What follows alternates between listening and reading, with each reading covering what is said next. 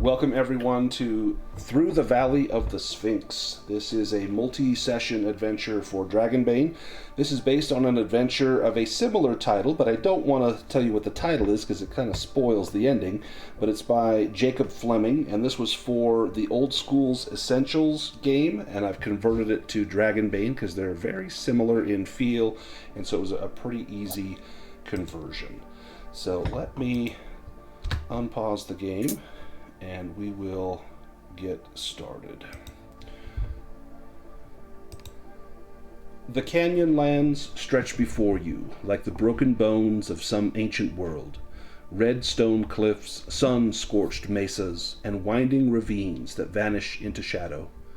Empires once ruled here.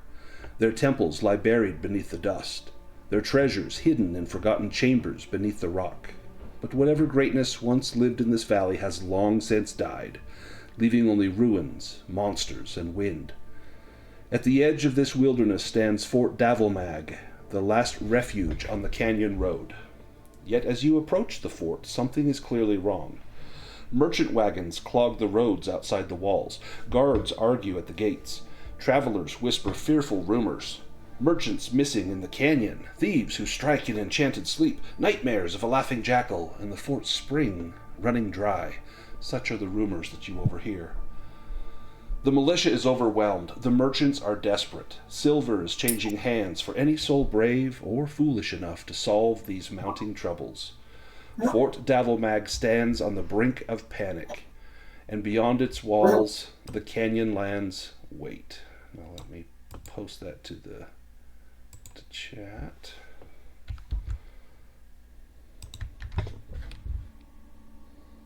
Oh, let's see. It is not going to copy correctly. Let me try that again. I need to pop it in.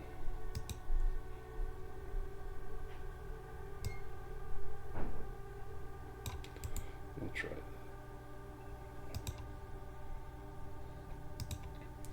Perfect. Now let's just talk about a little bit of what you may have heard of this place before you arrive. And I'm going to pull up a map, and this is the map that we will adventure on.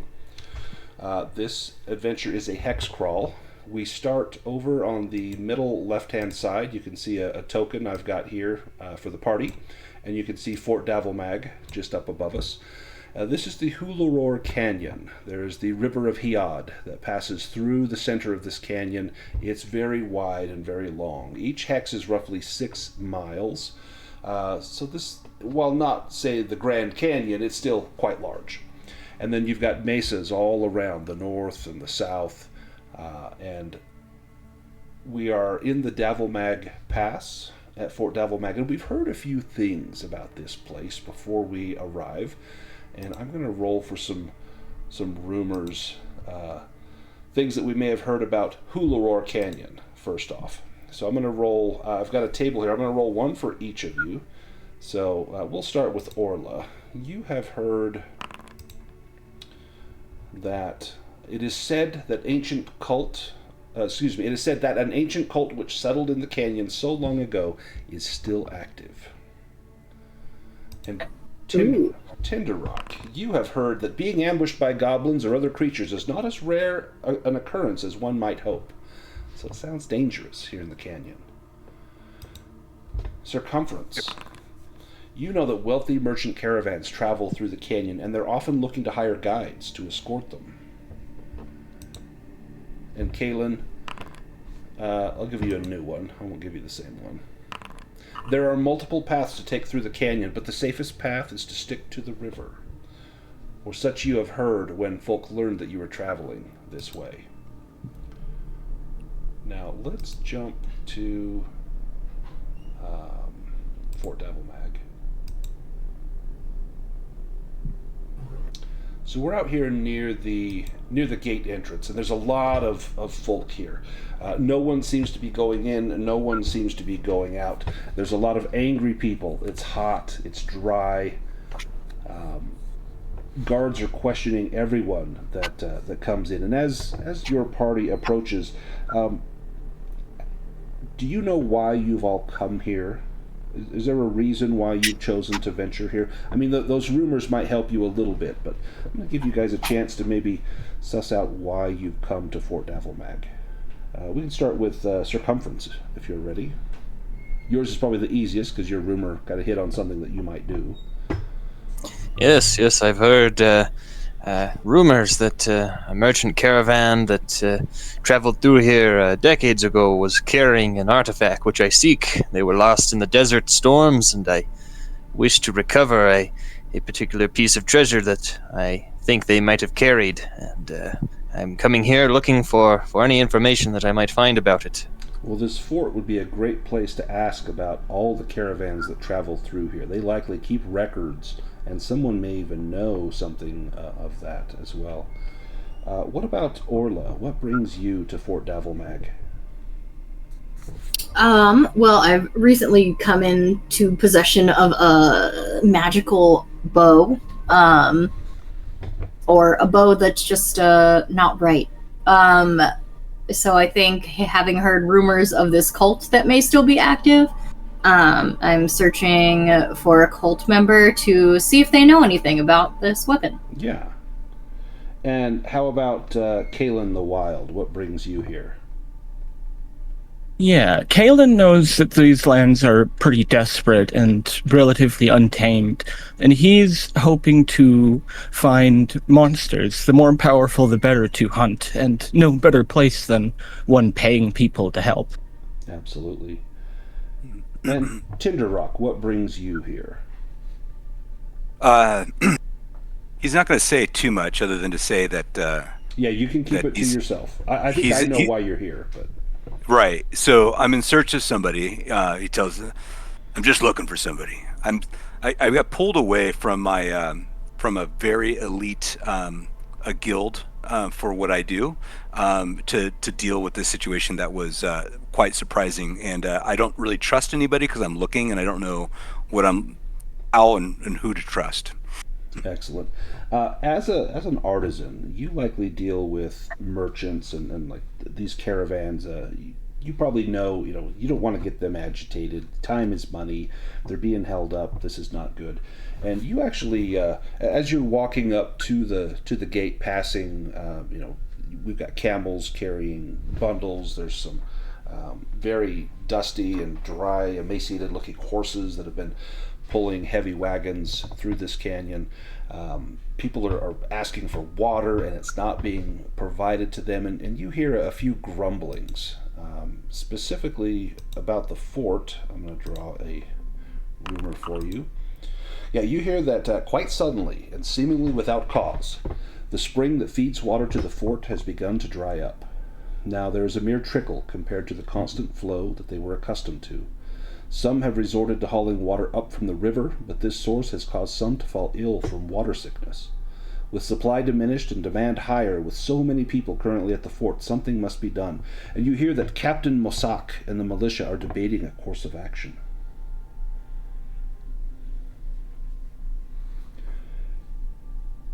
I'm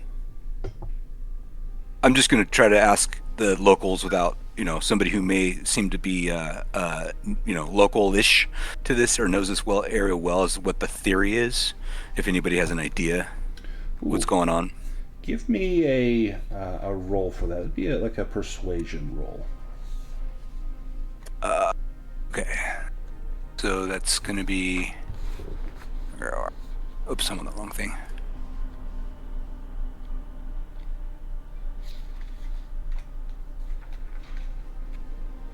All right, rolling the persuasion. Tell me again. Yeah, so go ahead and just give me a straight persuasion roll. Okay.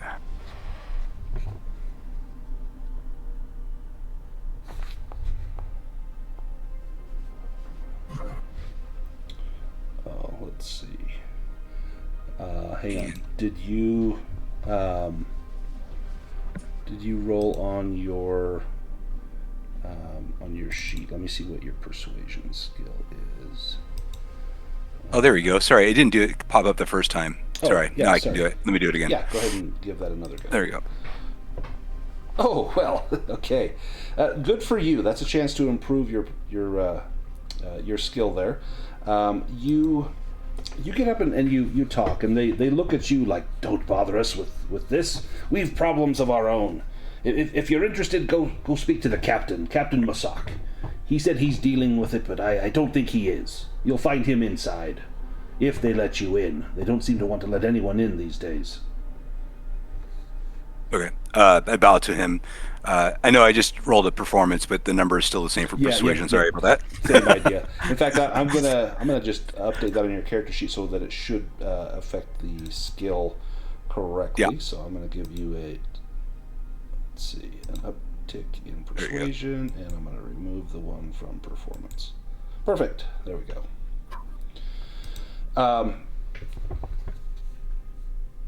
Circumference. You have been. You've come here in search of something specific, and maybe you overhear some people talking about relic recovery. And one of the rumors that you pick up is that Sundu Zara, the caravan merchant lord, is hunting for one particular item of legend. Though there are currently a lot of other urgent matters to address at the fort, Sundu's main goal during her passage through the canyon was to make a detour and search for the fabled rug of Hiad. But with the threat of a manticore looming, and you'd not heard anything of a manticore, a search attempt is nigh impossible. If you can gain the favor of Sundu, she may entrust this quest to you, and she would pay very handsomely. Yes, well, first, what have I heard of manticores? This is a danger I do not recall. Yeah, give me a beast lore roll.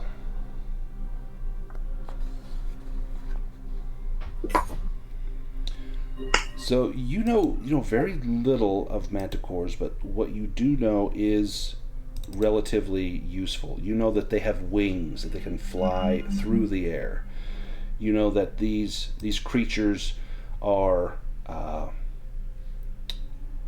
they have tail spikes that are like daggers that can pierce armor like arrowheads. They have claws that are terrible. Their wings are light, and they are very, very fierce. And you recall seeing one at one point, or at least a picture of one, and it looked a little something like this. Now, this is a desert area. There is all possibility that there could be a manticore out here.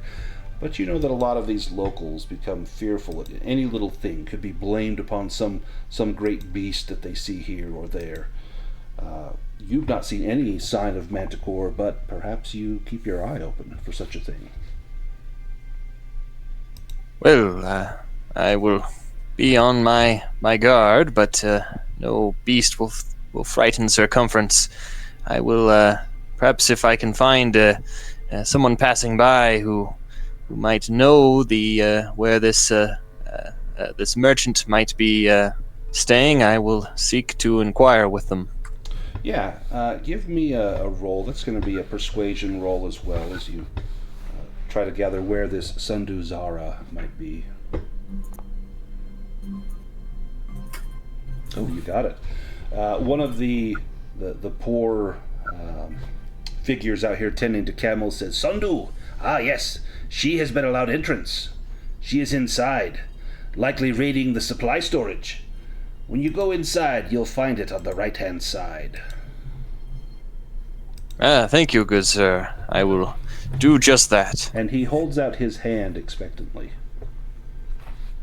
Oh, yes, let me see. I will reach into my rather full coin pouch and pull out a bronze coin.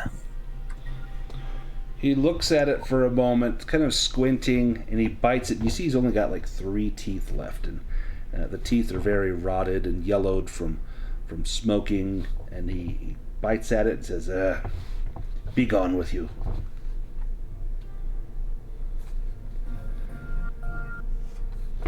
Now, Kalen... Well, sorry, go ahead. Sorry, I simply nod to him and make my way towards this building. Kalen, you, as you're walking up, you see Circumference talking with this old man, and you hear a strange tale from one of the travelers out here.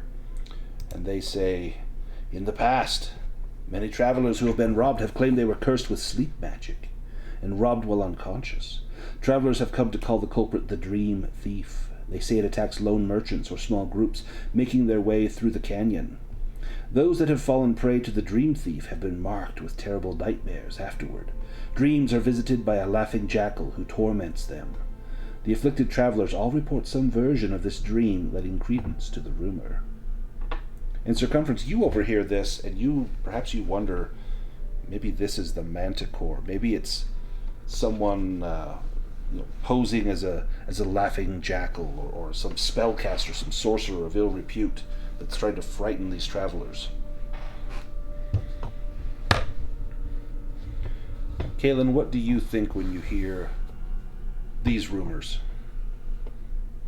More than anything, I think, he's kind of just assuming it is some kind of monster, and the peasantry are creating rumors around it, but nonetheless, this place is obviously exactly what he's looking for. Yeah. Well, as the four of you get up to the main gate, it is shut. The guards question you briefly about why you've come, what's your business in the fort, can't you see we're busy?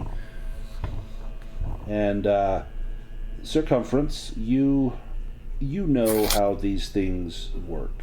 If you want to gain access somewhere, it's not always who you are, but how heavy your coin pouch is. And they look at you almost expectantly. They dismiss you at first. You see that there are some people, indeed, inside the fort, and they look like the more wealthy merchants, those wearing finer clothes and have servants following behind them. Well, I can spare some coin, but of course, I do not do so with a smile on my face. I will rather give them a look that if I were to meet them in the desert, I would bash their brains in, but I'll give them gold for now. Ooh, how much do you give? I'll offer them 5 gold pieces. Ooh, their eyes light up. Yeah. Can I interrupt real quick? Yes. Wait, hold your money. We're here to help with this water problem. We've been told to come up here to figure it out. And I tried to get him to not spend his money and see if he can pull that off. Yeah. Give me a roll with a boon. You could do either a persuasion or bluffing. Okay, tell me. Let's see. The boon. So a roll with the boon is just 2. Right? It's just, so when you click on the skill, that'll pop up a secondary window that'll say boons or banes, and just add one boon. This is on persuasion? Yes.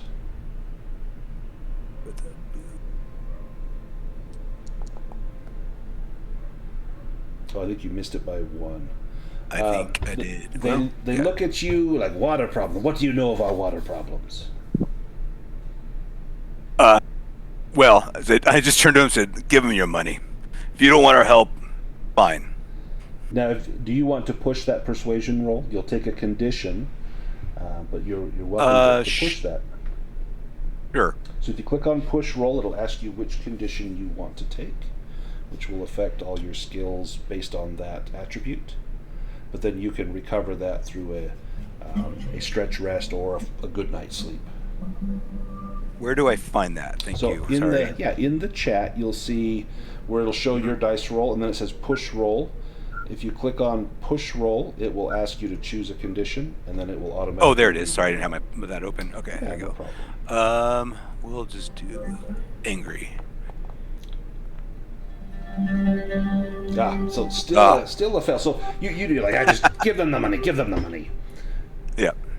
And Circumference, do you pass over the coin? I do. I pass them a few golden coins, and I spit at their feet and wait for them to open the gate. They open the gate and urge you in, then quickly shut it behind the 4 of you, and you are granted entrance into the caravanserai. This is where normally the caravans would be allowed to stay for protection behind the wall, but they're being very selective as far as who comes through. Now the spiced aroma of food being cooked over smoky campfires wafts from the merchant camp, which is filled with the din of constant chatter, and you are eyed suspiciously as you walk in. Many of the folk here have sun-burned and darkened skin, and they wear silk robes and light cotton layers, and many of you at least Circumference, is wearing heavy armor. They've likely not seen a dwarf in these parts for quite some time. They eye you very suspiciously, wondering, you look dangerous, Circumference. The rest of you, less dangerous, but Circumference is basically a walking Abrams tank, and so they definitely give you a wide berth. Now, at the center of the camp is a large opulent tent of colorful silk and tassels, and outside the tent stand 2 formidable guards wearing bronze armor and turbans. This merchant tent is likely the home of the wealthiest of the merchants. This could be Sunduvara.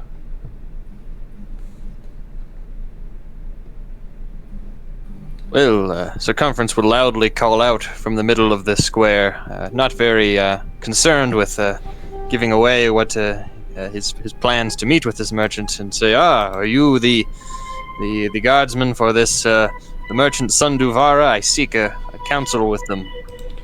A council with Sundu? What is your business? Trade? Or you look dangerous?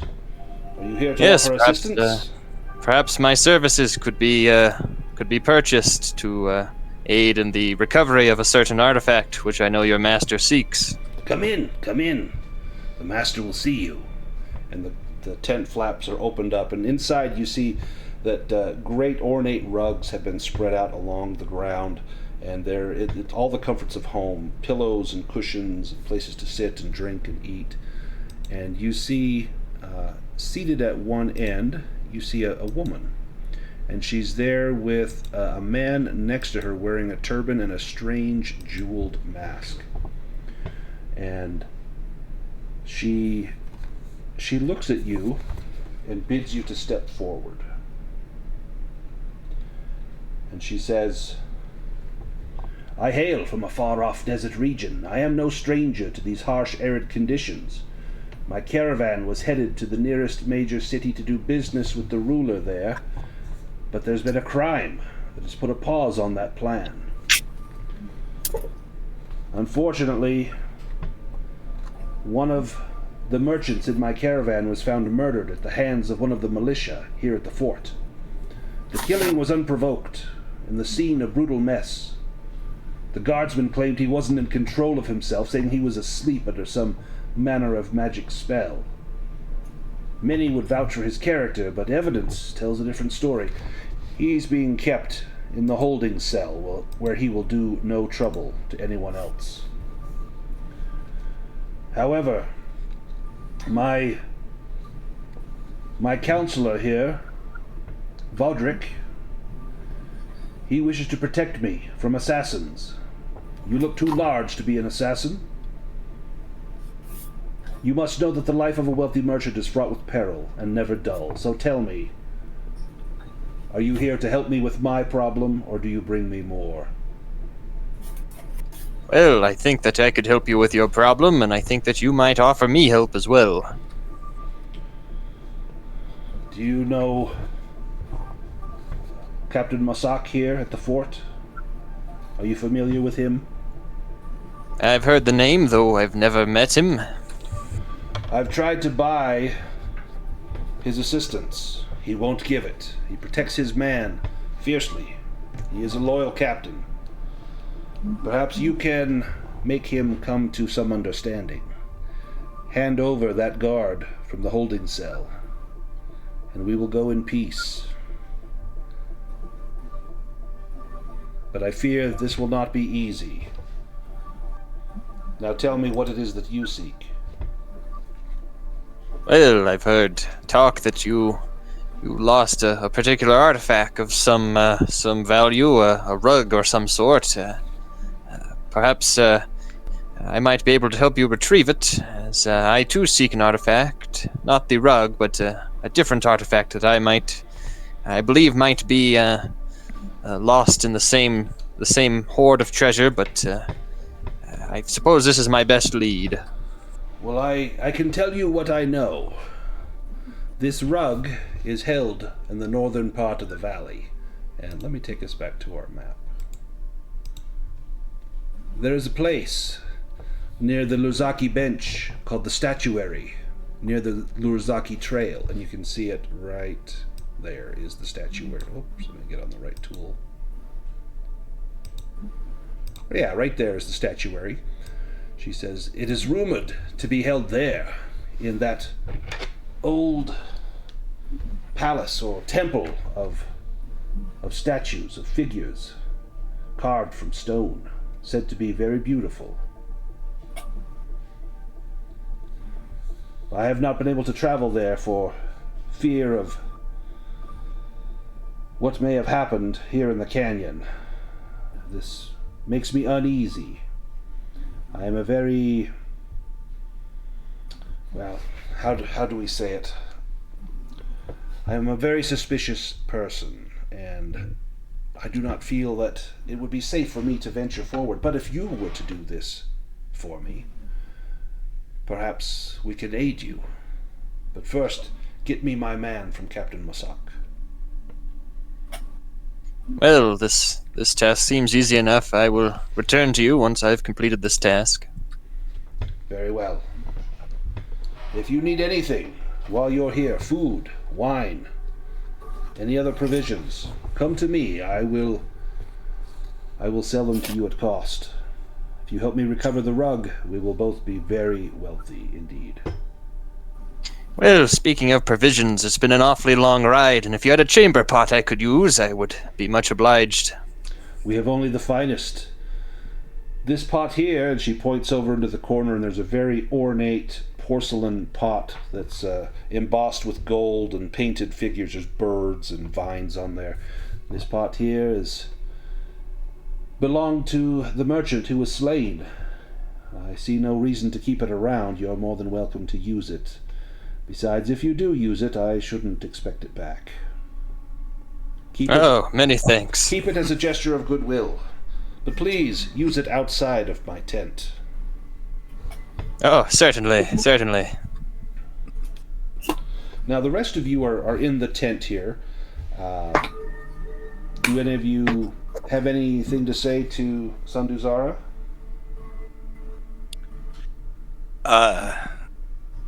I just want to know a little bit more about the statuary, about what we would be coming into contact with, but I'm sure we'll know more later once we do this first task. But well, I know that when you approach the statuary, you can see it from at least a mile off, or so my scouts tell me. There are two huge Sphinx statues, partially crumbled on either side of the entryway, which is tunneled into the foot of a huge mesa. Tall columns, towering over 50 feet, are carved into its sandstone vertical face. The entryway is said to be 20 feet high, and the walls as smooth as glass. I do not know what dangers may lie within, why none have gone after the rug before me, but perhaps others have, and simply have not returned or lived to tell the tale. Do you know of anybody we can talk to? Give us some of that information. Well, Captain Masak would know these lands better than any. Okay. What about Orla or Kalen? Any questions for Sanduvara? I think Orla is gonna just take her bow out. This has nothing to do with the assignment. And it's just gonna say, I found this, and it's strange. Do you happen to know anything about this?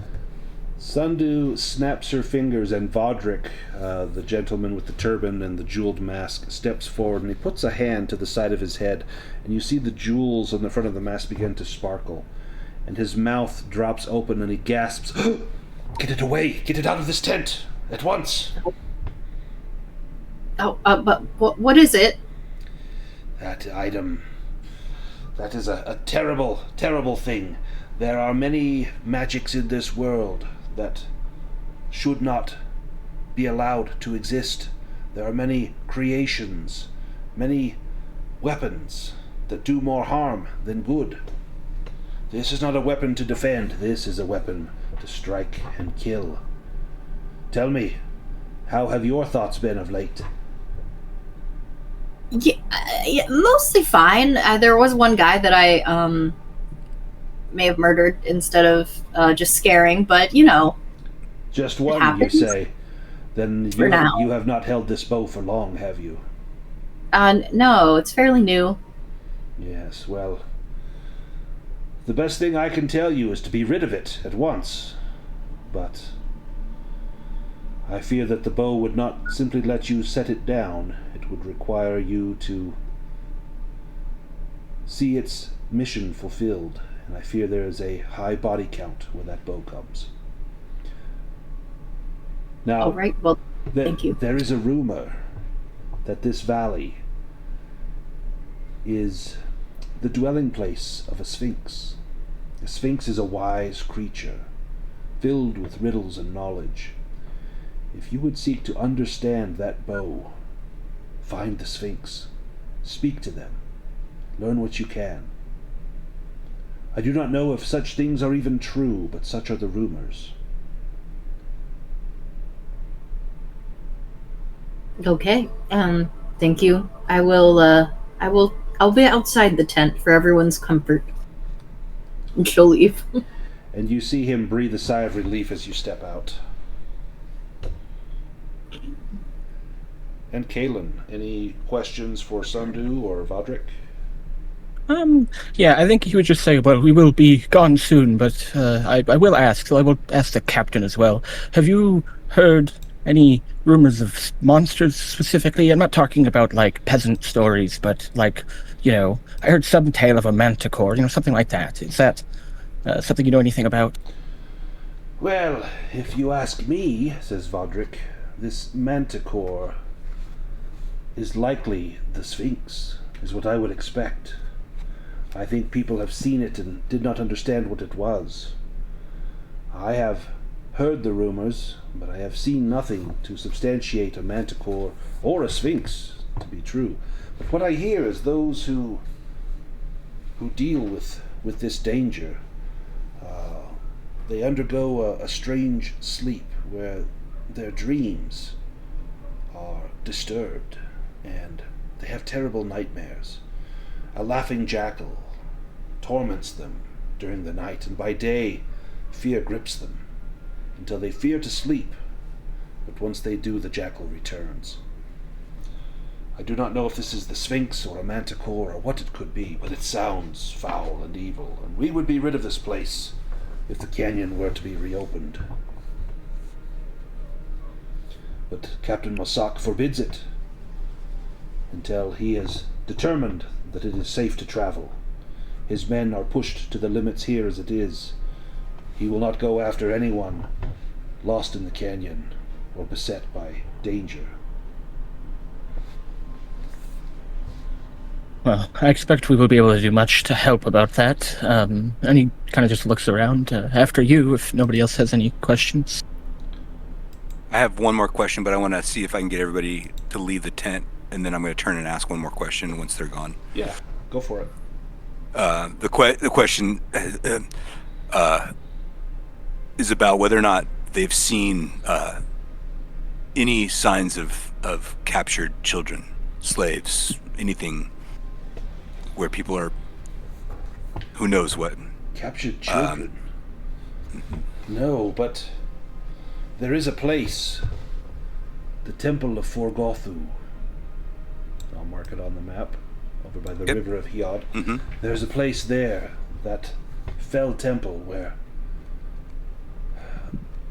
I do not wish to tread. If there are slavers, they likely make that their fortress. But I worry more than slavers that there is a cult that operates in this area, and they might take the children, for innocent blood is best for sacrifice. My face just drops, and I just become extremely solemn, and I nod and I walk out the tent. Nice. Let's go back to Fort Davelmag. When you exit the tent, you can see a few other areas here. I'm going to go ahead and get those marked for you. There is a barracks, and then the large tower with an observatory on the top. That is the captain's quarters. You see a few people hustling around. They've got some buckets of water that they're taking to the men, and they take a ladleful out and drink it, but they're rationed, 1 ladleful per man. And that may be their daily ration of water. Clearly water is a big issue here. The barracks, it looks as though there are a few people in the barracks resting, a few others standing outside. You count maybe a dozen soldiers total in the fort. And then looking over at the captain's quarters, the large building, this is a 3-story building. The bottom looks to be open. There's no door. You peering inside, you see a large meeting hall with a table with probably 15 to 20 seats in that table. And there are braziers around the table that are not lit presently, but at night they could be lit. If you seek the captain, he is likely there in the tower.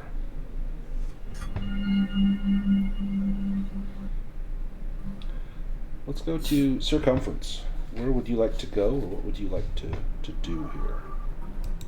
Well, I think that speaking to the captain would be the first course of action if I'm to deal with this prisoner in the holding cell. To the captain's quarters. Anyone object or want to go elsewhere? Nope. It's good. Yeah, that works.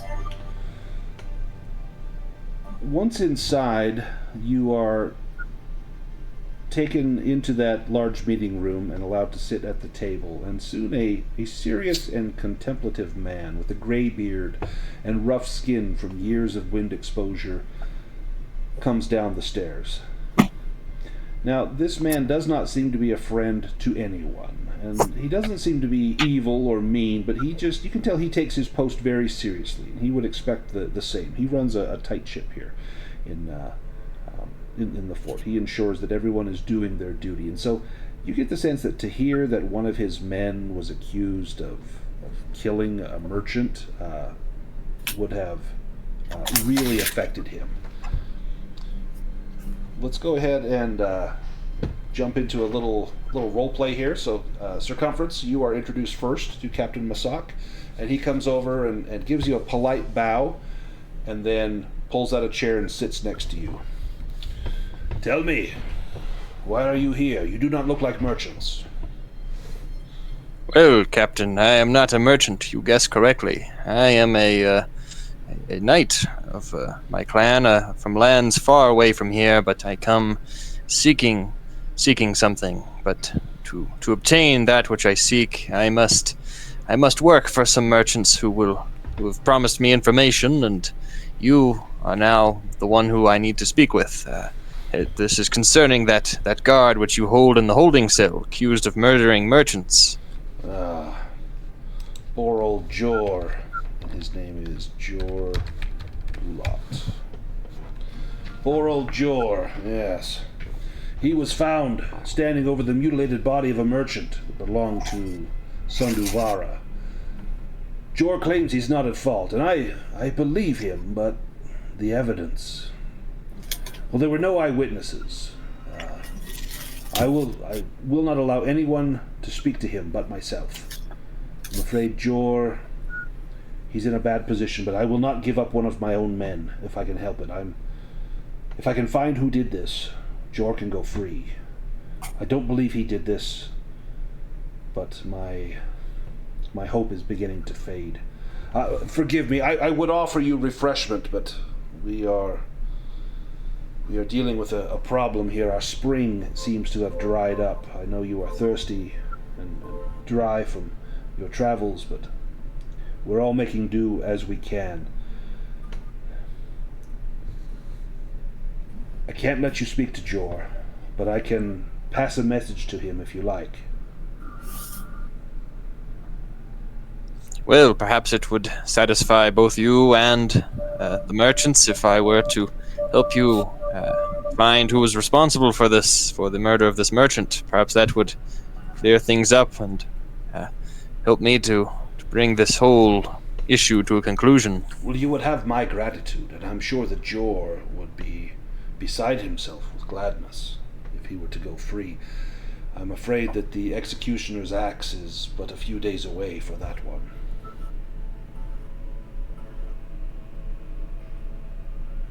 Well, Circumference will sit back in his chair and scratch his beard while he contemplates this, if anyone else wants to ask some questions.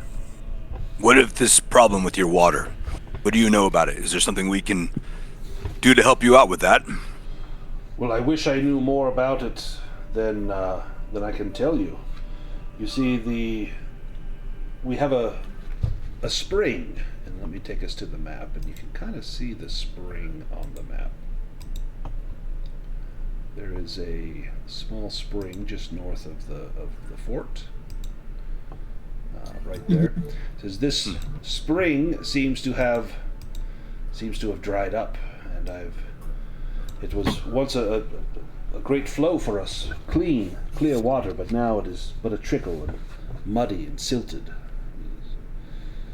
How far back have you guys gone and looked?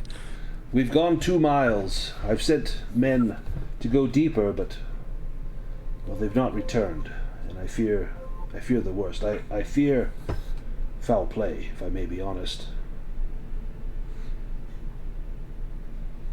If you are willing to go, you would have my gratitude. I would be in your debt, and, well, perhaps I can arrange for you to speak with Jor, if you will restore our water. Seeing from perspective of seeing the people in this fort struggle, I'm just compelled to work on this water issue more so than the other at this current moment. Yeah, a lot of people are going to suffer and potentially die if this water situation is not cleared up.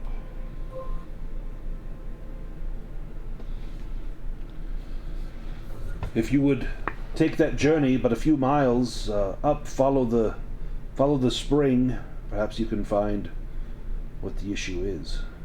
Perhaps it truly has dried up, and if so, well, the gods have forsaken us.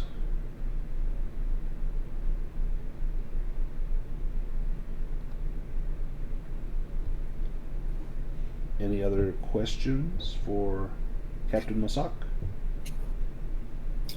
Has anyone else been acting strangely? Strangely, some of the merchants have been acting rather irregular. They speak of, well, a man by the name of Don Pulo. He's looking for his 3 sons. A couple of nights ago, his sons ventured into the canyon in hopes of recovering antiquities from among the rumored underground temples. They left under cover of darkness and intended to return the next evening with treasure or at least with information. But they have not come back, and Don Pulo fears that his sons have become lost. He's begged us to send the militia to find his sons, but it's too risky at this time. We simply can't do it.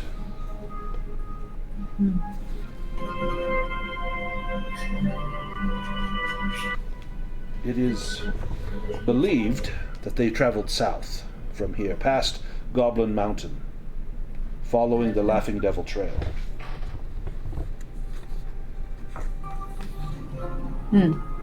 Interesting. Why is it called the Laughing Devil Trail? You asked me such things for which I know no answer. What I can suspect is that the howling winds that shriek off the smooth walls of the cave creates a sort of laughing sound that does not inspire mirth in one, but rather terror.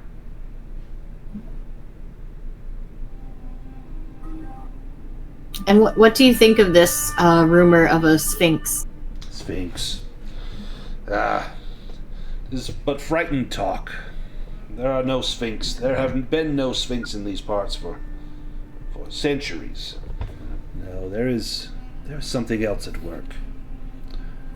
Something unnatural, for sure.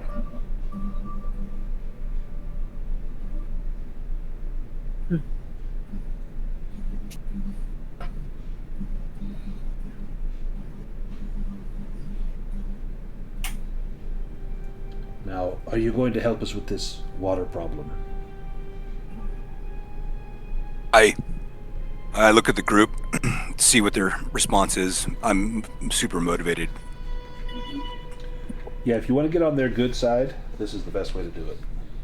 Yeah. Well, I care very little for the people's problems of this fort, but if it's my fastest way to achieve my goals, then I will see it done. Yeah, if you can get on the good side of Captain Masak, he might let you speak to Jor, which might shed some light on what's going on, and maybe you could, if you need to kidnap Jor and take Jor to the merchant, or try and resolve that. Maybe find out it wasn't him and someone else killed the merchant. Maybe Sandu will be a little bit more understanding. But either way, I think this is a great beginning, is fixing the water problem. Do you... It's probably early afternoon. Do you head out now? Do you wait until nightfall? Do you rest and go in the morning?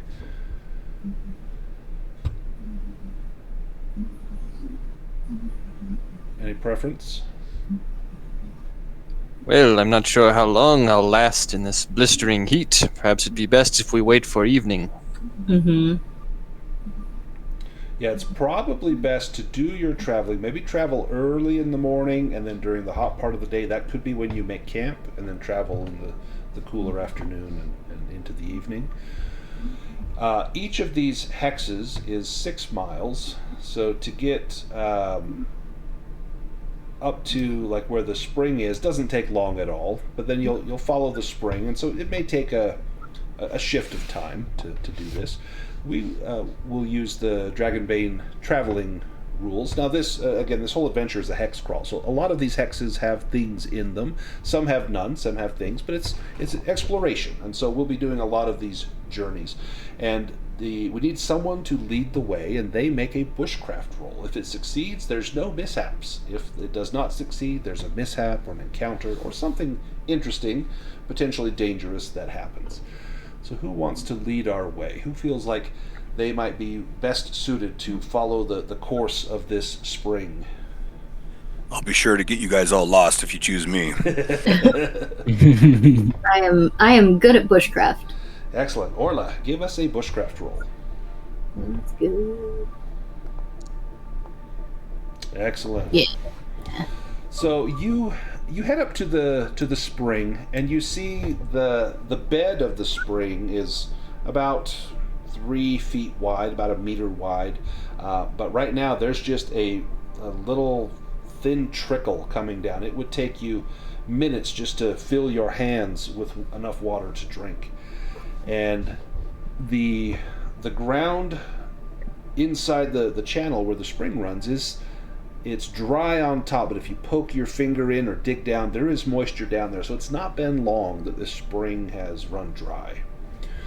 And you search. I'm gonna, just so we can kind of keep track of our journeys, I'm gonna mark kind of where our journey goes. You search up here, and the spring essentially runs dry right there, but you see the dry spring bed continuing up to this mesa. Now there's a bit of a climb here as you follow this.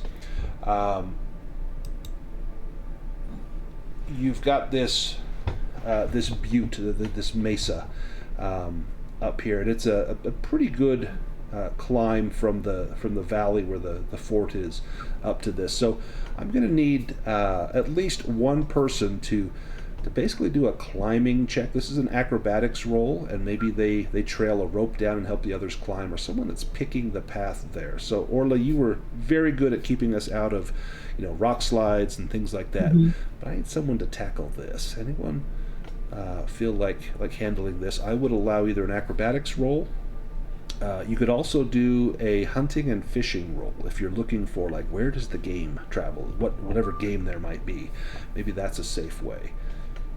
Who feels like making a Pretty roll? good at acrobatics, but somebody might be better than me.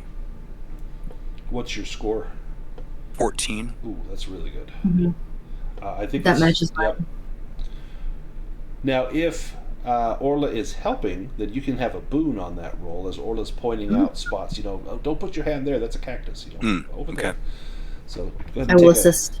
take a boon on the acrobatics roll. Am I doing that now? Yes, please. Okay.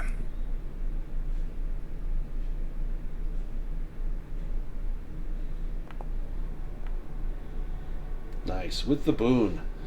So with Orla's help, you're able to climb this. Now, the going is difficult for Circumference just because you're wearing some heavy armor, but you're a stout dwarf. You're used to, to climbs and rocks, and you're close to the ground anyway, so your center of gravity is low.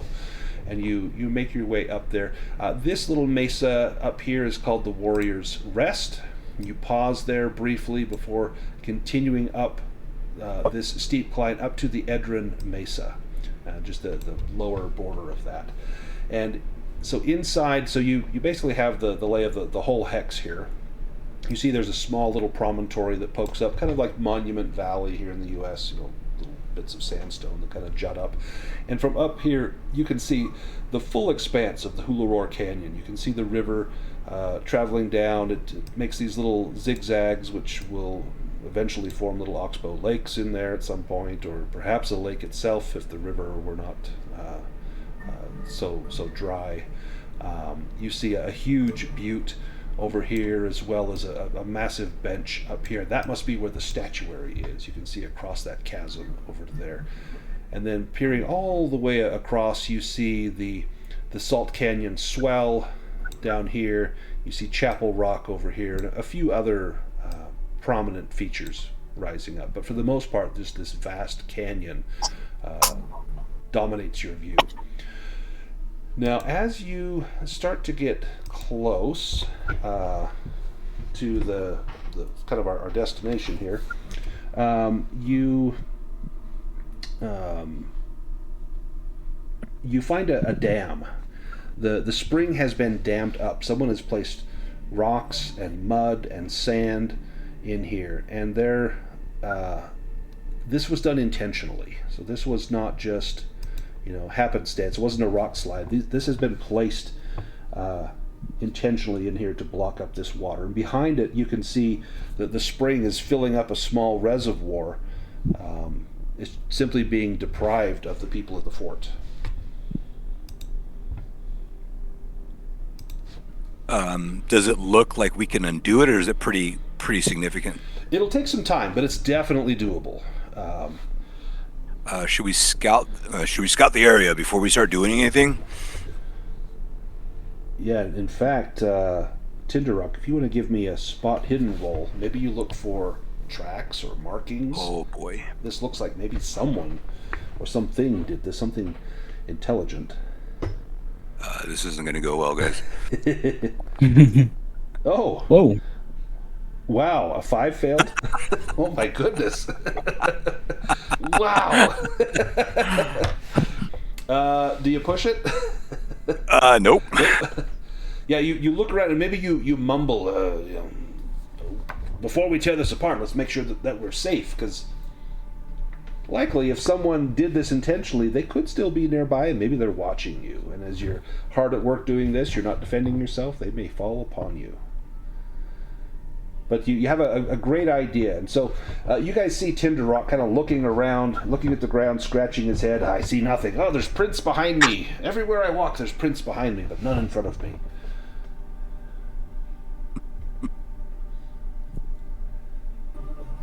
What does Kalen do? Oh yeah, I suppose at the mention of tracks or prints or whatnot, actually, I think I'm going to use one of his abilities, because this is a shift ability. Yeah, he definitely wants to try to follow this. Oh, nice. Okay, so tell us what this mark does for you. He activates the Mark of the Hound, which is his profession is blood marked. Henrik, you know this ability, this skill. The ability is it gains him a boon to hunting and fishing and awareness for a shift. So pretty good for tracking and hunting, obviously. Yeah. So then if you want to give me either a hunting and fishing is probably better of the two. I'll let you do awareness as well. You'll get different information depending on which roll you do. He's more of a hunter than, Oh, thank goodness for the good moon. Yeah. So you do find tracks. The tracks lead to the east over to here, and I'm going to take us to a map.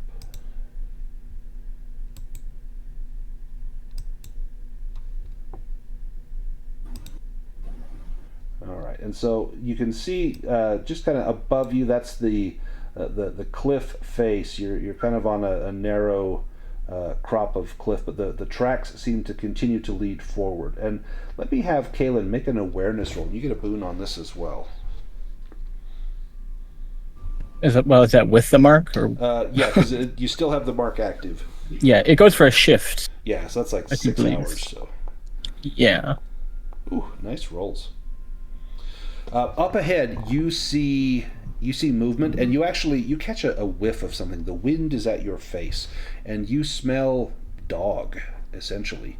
And looking closely, you see 4 figures up ahead. Let me pop them out here. These figures, they're ugly looking creatures. Some sort of cross between a man and a dog. Let me post this.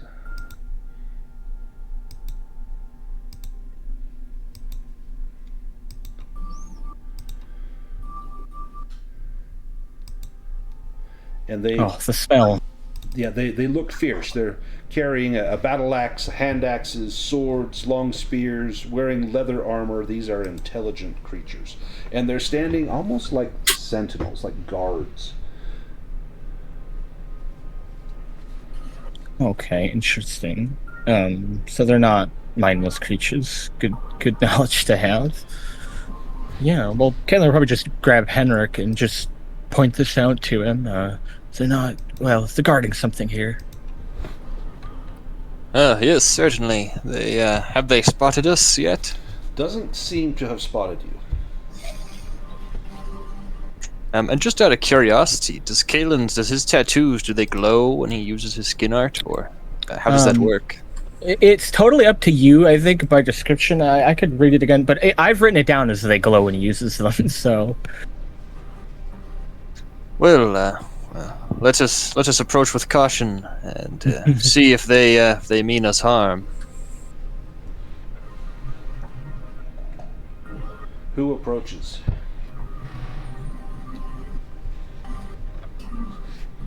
And are you doing it quietly or openly?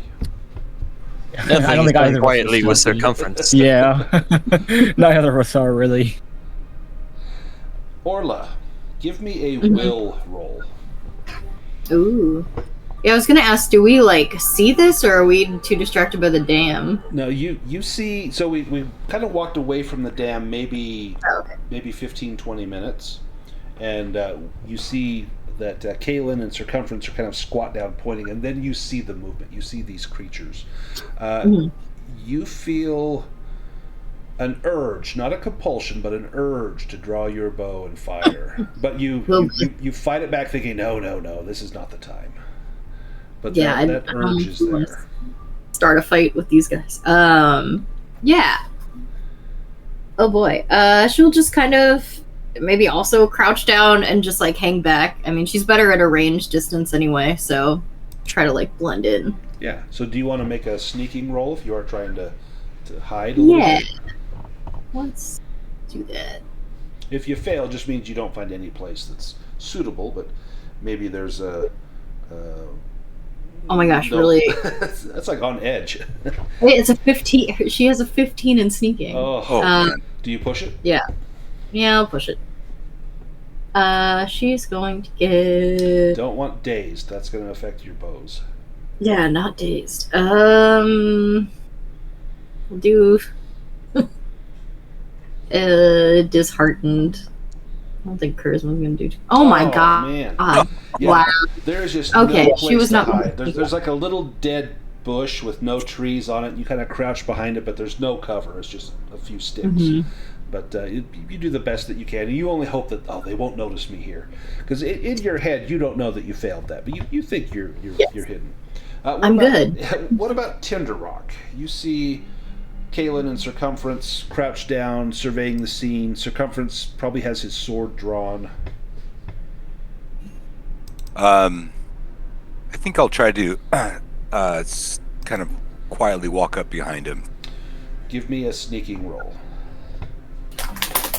Good luck.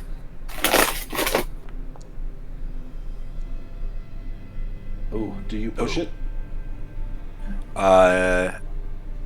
No.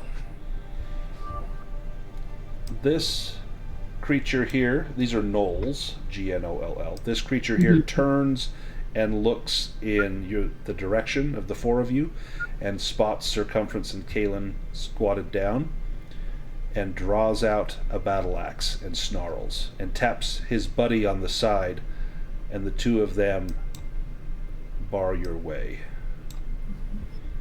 Go back. Go back to the fort.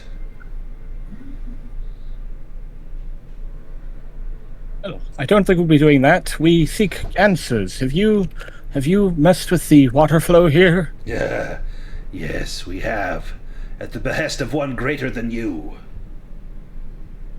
Yeah, curious. Well, I mean, look at my friend here. Is there anybody greater than him?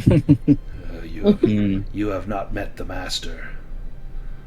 The Master maybe you could help with that. The Master is no mere creature, but a being of great intelligence. Oh, well, good. Yes. Well, ideally, we would speak with them then. I don't think you understand. You are not welcome here.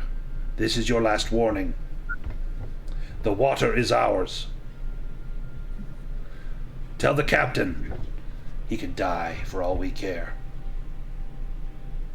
Well, I think Kalen's probably just going to throw an axe at him then. Nice. Let's go into initiative. All Yes. Let's hear it. Negotiations failed. So on Foundry, go to the 2 crossed swords, and you can draw initiative cards.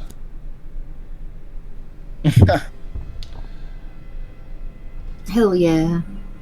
Nice. Do you see where to do that, Tinder Rock? No, sorry. So on the right-hand toolbar of Foundry, there's the chat, and then there's 2 crossed swords. Click on that, and you'll see your name with a hand of cards next to it. And just click on the cards, and that will draw an initiative card for you.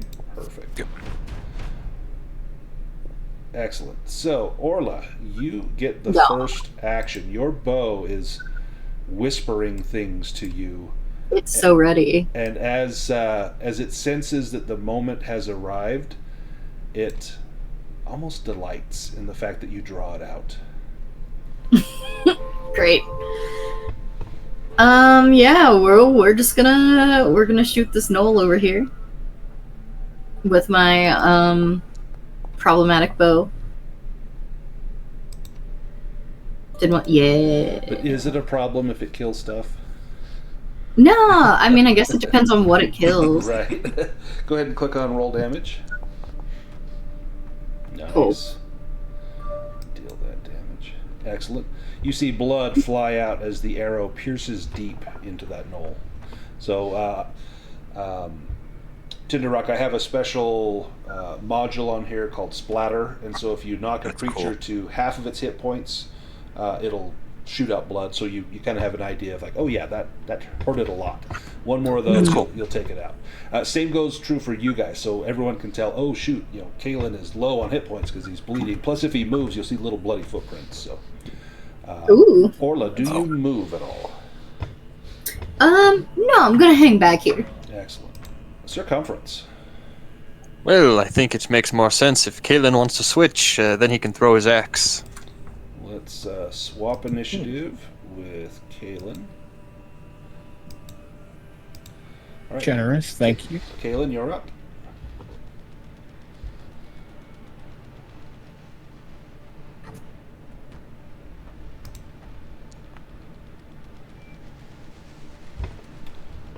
Nice. Roll damage.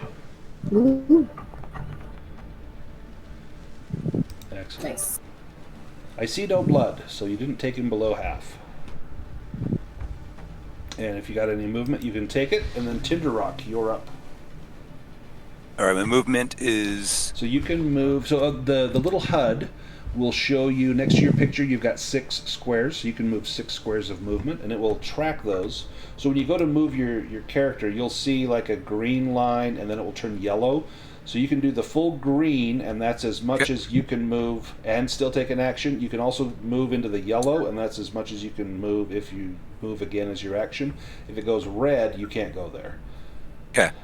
And then for the sake of this going through allies versus... Yep. Yeah, you can go through an ally. You just can't end your turn in their square. So you could move in front of Kaylin or move in front of Circumference.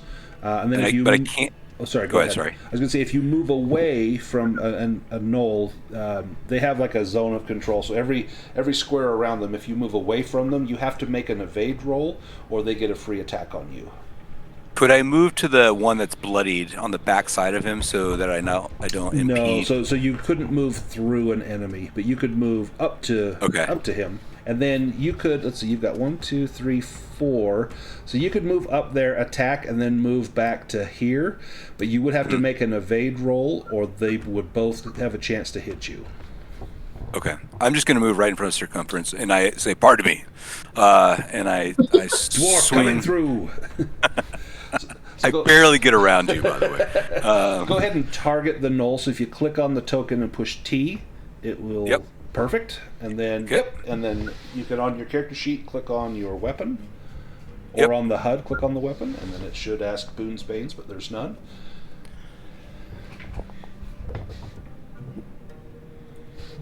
That is close. Do you want to push that? Sure. Oops, didn't mean to do that. I gotta go back to this, sorry. Push it on my charisma. Oh, shoot. Do you move away from the knolls, or do you stay there? I think I'll move away. So you'll need to make an evade roll. Sure. And that's on... Is that the dodge one? That's dodge, yep. Okay.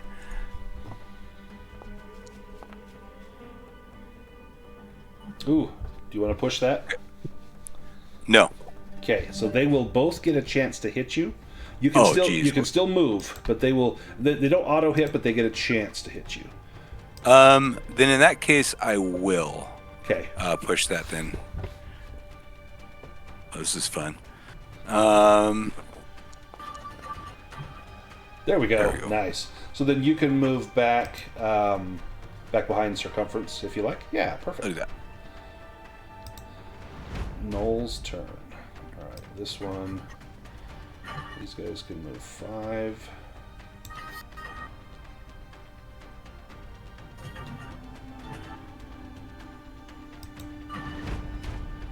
This one will move up. And he's going to have at Circumference with a battle axe.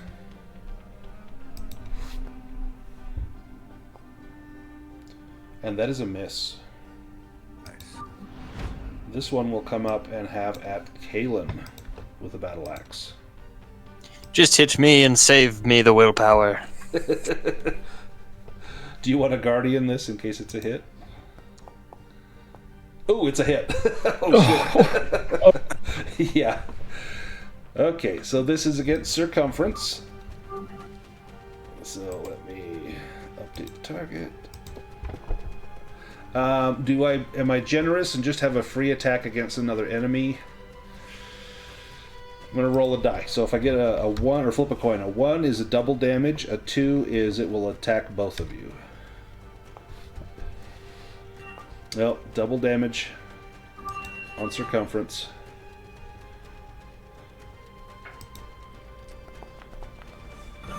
Oh, my goodness. Holy cow. I suppose that could have been a lot worse, but ow. Yeah. Big hit. Little does he know I'm very unforgiving. Mm-hmm. Circumference. Mm-hmm. 19 points. Jeez. Good thing you've got, 8 points of armor? Yeah, he's almost half health. It's amazing. It's insane. Circumference. Add your boon to that, sir. Nice. Well. Oh my goodness. You heave him with your sword. He's bloody now. This guy will move down. We go to the next round. So cards are drawn again. Knoll in front of Circumference goes, and he will attack Circumference again. Battle axe chopping in right at your side. He's going for a kidney, and that's that's a hit. You have not acted. You can try to evade this. You can parry it, or you can take the hit. You'll find my middle is my most protected section. Do your worst. His worst is not enough to get through your armor, so no damage to Circumference. But the axe clangs off of your plate. Tinderrock, you're up. Well, I'm kind of stuck, aren't I not? Yeah, unless you have something you can throw, you could. I believe you can do an attack. You can move into an ally square, do an attack, but then you have to move back. So it'd be the same idea. You move into like Circumference's square attack, and then you have to make that evade roll to move back. That's fine. I'll do that. That's okay. fine. So do I need to actually physically move? Like, okay, yeah, I got you. Yep. And I'm still targeted, and then Warhammer. The guy on the bottom is more badly wounded. Shoot, I guess I should have done that. But that's I can switch it to him. Sure.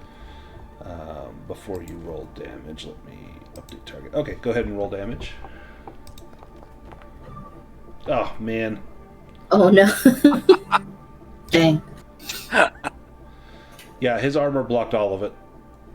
All right, so now you got to make that event. You know, so courageous. I got it, guys, and just playing off of his belt buckle. Like, oh. And that evade roll. There we go. Nice. And you can move back. This knoll will come up here, and he's going to throw a hand axe. 1 is Circumference, 2 is Kalen. Circumference. Ooh. And he'll get a Bane on this because he's throwing past an ally.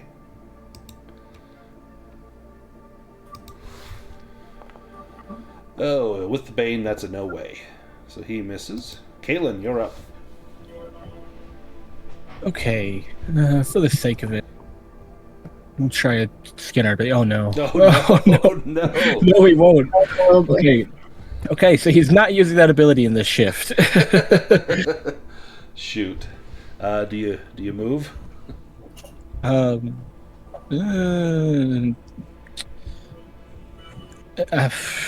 on. The one Tinderrock's in front of already you gone, is so I'll badly sit. wounded.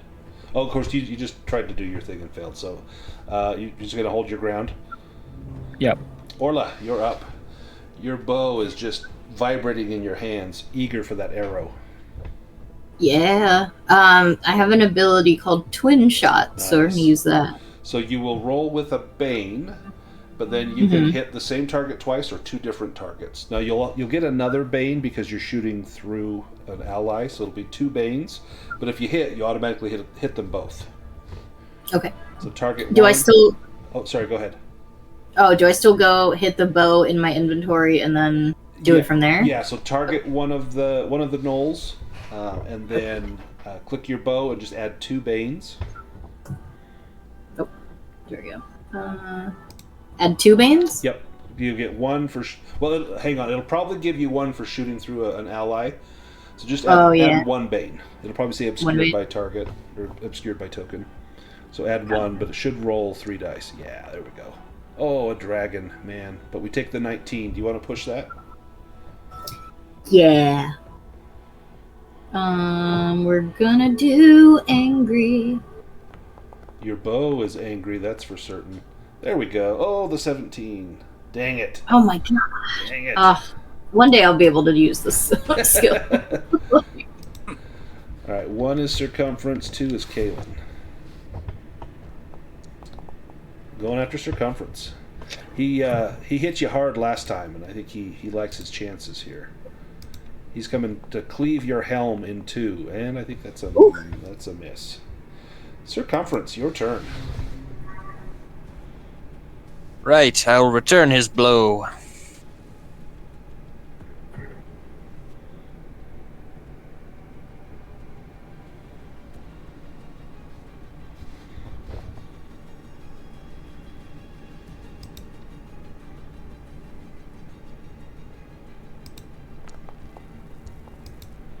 Thank goodness for the boon.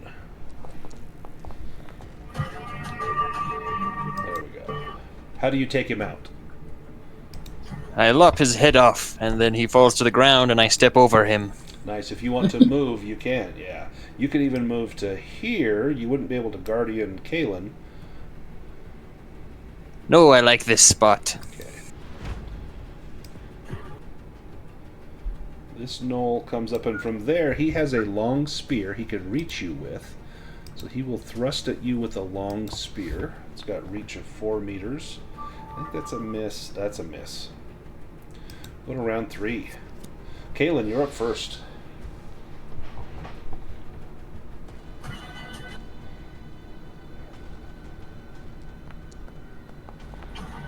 Nice. That was for a topple, So he has to to roll evade it. roll, and he needs to beat a 5. He does not. He is toppled. Let me not mark him prone. So, Tinder Rock, the advantage of being prone is if you attack someone prone, you get a boon, plus you do an additional die of weapon damage. So if you move up to him and attack with your Warhammer, your hammer does 2d6, so you would add an additional 1d6 if you want to hit him with that. Or, sorry, it just does an additional 1d6. And it should calculate all of that for you if you just target him. Yeah, look at that. That's pretty awesome. Okay. Foundry for the win. And the boon comes through. Click on roll damage. Oh, nice. Oh, Ooh. That's definitely Well done. So, Kalen, you knock this guy over, and Tinder Rock, now that he's down to at your level, you know, a shorter foe is easier for a dwarf. How do you take that guy out? I just target the bottom of his foot and just hit it as hard as I can. I shove that femur right back up into his heart. Oh, yeah, you see his leg instantly shortened by about 6 inches as his femur just thrust up into his abdomen. And then you can move forward. And Orla, your turn. We'll just try to shoot. Well, I'll try to shoot this one.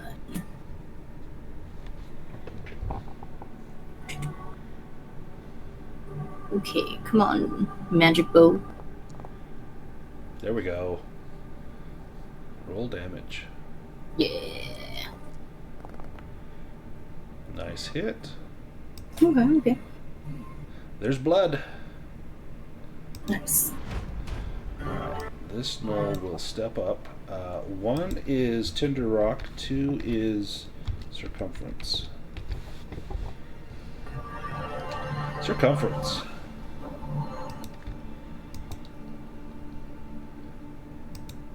He slashes at you with an axe. Oh, and rolls a demon. Hits himself by mistake. So, without any damage bonus, his battle axe does 2d8.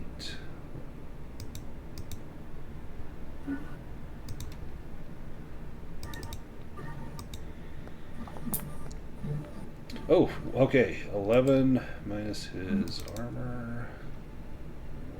1 takes 10. So he swings at Circumference, and it glances off of your armor, and the blade comes down and drives right into his shin. And he lets out this terrible howl as the axe cleaves his kneecap in two. Circumference. Well, Circumference is going to punch him in the face with a gauntleted fist. He is driven on by this blood-curdling scream. It makes him want to I guess, pummel his foes and bash their brains in. Now, weren't you really good at bashing with your shield? You want to bash? Yes. Yes, perhaps I will do that. That idea brings Circumference joy.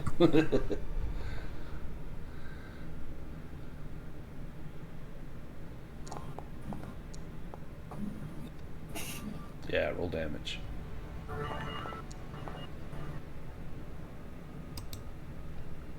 Ooh, he's close. You can move if you like, otherwise it's the Gnoll's turn. And this Gnoll's going to go after Tinder Rock. Battle axe swung straight up in between your legs and misses, thankfully. We go to round 4. He goes again, right away. He recovers from that upswing and brings a chop straight down onto your shoulder, and that's a miss. Tinder Rock, your turn. Let's see. I'm going to go after this one here. And... Oh, nice. Roll damage. How do you take that one out? Just right across the face, and it kind of bounces off of Circumference's belly back down onto the ground. So yeah, the Circumference bashes him with the shield, he staggers back, and you just bring the hammer right across his face. And then you can... You know, I'm going to move around to the backside. Yep. Can I do that? You can. Effectively? Yeah, you essentially go around him, but it's the same idea. Yep. Circumference, you're up. Circumference leaps forward and brings his sword about.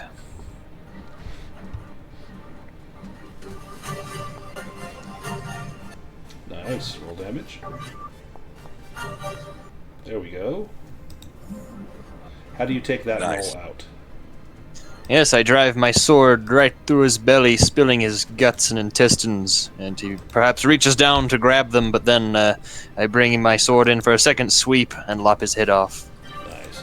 The 4 Gnolls have fallen. Now, if you want to gather up any of their weapons, they have battle axes, hand axes, and long spears. Anyone want to pick up any of those? Well, and more importantly, we have dinner. We need to prepare these. I've never had Gnoll before. So there's battle axe, and you can just drag that from the chat onto your character sheet if you want to pick one up. Hand axe. Beautiful. There's 4 of them.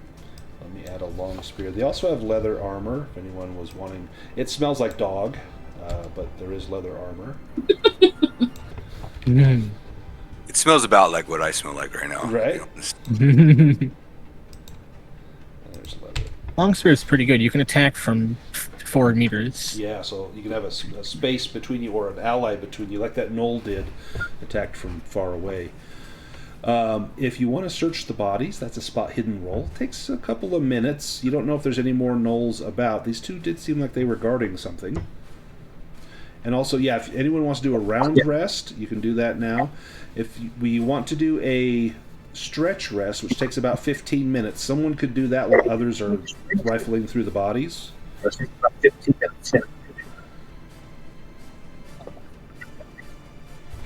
Well, Circumference will take a long spear and a battle axe, and then he's perhaps just trying to get the good bits of meat for his dinner.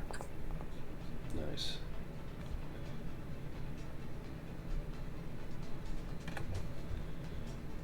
No. And then it's just to remind me of the resting. Does it take away? What are they that So when you push can- them, disheartened, angry? Yeah, so you can do a round rest. It takes 1 round. That just recovers willpower. You can do a stretch rest that takes about 15 minutes, and you recover 1d6 willpower, 1d6 hit points, plus you can remove 1 condition. We should all also have a memento, and if you spend time with your memento, you can do it once per day, you can remove a 2nd condition. And then the last rest is like a full night's sleep, and you recover everything.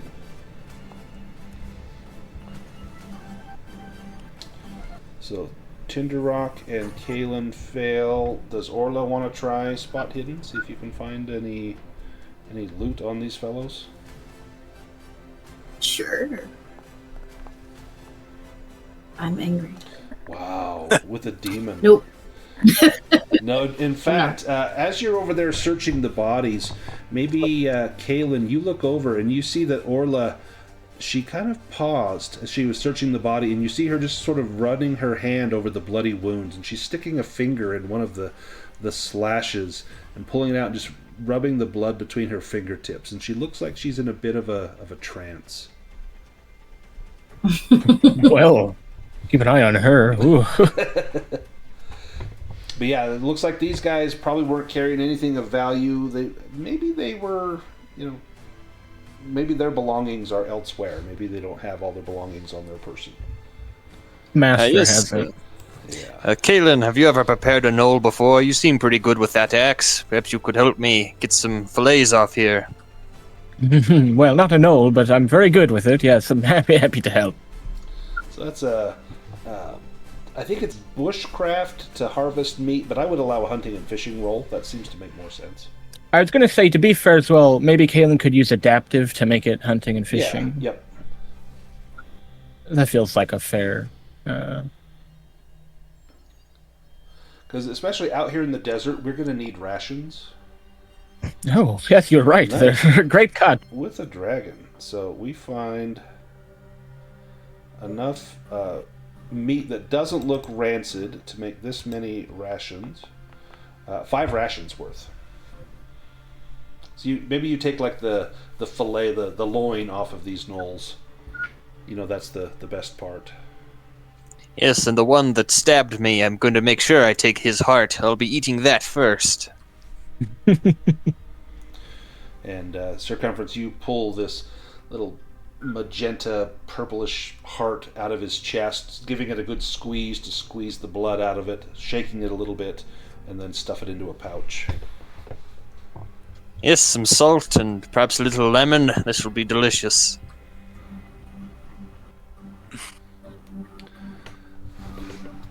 Let me have Tinder Rock. Give me an awareness roll. Oh gosh. I don't think there's any way I can pass this. Nope, not there. You don't see any other gnolls around here, but you do see that, like right here, it looks like there's maybe a little indentation in the rock wall, and if you get close, you probably get a better view of it. Sure. But in fact, maybe you can see like a little bit of shade on there, something with the light. Oh yeah, you can see maybe a way in. It looks like there's a pelt, like a curtain hanging over the passage there, and it must be dark inside, so we probably need to bring a source of light if anyone wants to go.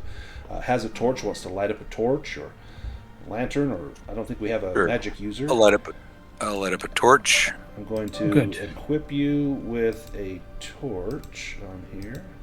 There we go. And you can see inside, it looks like there's a chamber up ahead. Does anyone else want to light a torch?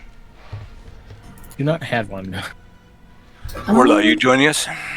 Yes. Would Kaelin's tattoos count as a magical light source? So the one is still glowing. I'll tell you what. I will equip you with a candle light worth of glow, because I think that would actually be awesome. And maybe we give a bane on sneaking as well. Like, it has an actual purpose. That seems fair. That's a cool idea. So yeah, it looks like there is a chamber up ahead. And you can see in the room, looks like 3... Oh, there's a trap. I knew right away when that pause happened. Yeah. So you have stepped on the trigger plate for a spike trap. Stepping on it triggers the trap, and a board swings up from concealment. It has several long rusted nails driven through it, which will then pierce your flesh. So you can make an evade roll to take half damage, otherwise you're taking 2d6. Sneaky of them. Nice. So you'll take half of this, and we round down. So you'll take 3. Minus any armor that you might have. Now, in this room, you see 3 corpses hanging from the ceiling by nooses. And each of these corpses is dressed in armor and uniforms of the militia of Fort Davelmag. Now, there's an archway just ahead of you, and there are doors on the east and west walls. Is it possible to pull any of the stuff off of those guys as like an identifier? Yeah, and so they've got badges that they wear that are like rank insignias. They also have rings that someone back at the fort might recognize the rings. You could take any of those things. So they might know individuals, but they would know, oh, hey, you ran into some of our militia if you bring the insignia badges. Yeah, I'd like to grab those if I can. Yep, absolutely. So it looks like there's a door to the left. Oh, you didn't fall in the pit. Once one person goes through, you're okay. There's a door to the left. Looks like there's a door to the right. And up ahead, as you walk in, your light shines upon a group of gnolls that have been lying in wait. Not again. And let's tell you what, before we roll initiative, let's take our break. Let's take an 8-minute break. When we get back, we'll see who survives. Yep. So get yourself a drink, do what you got to do. I'll see you in about 8 minutes.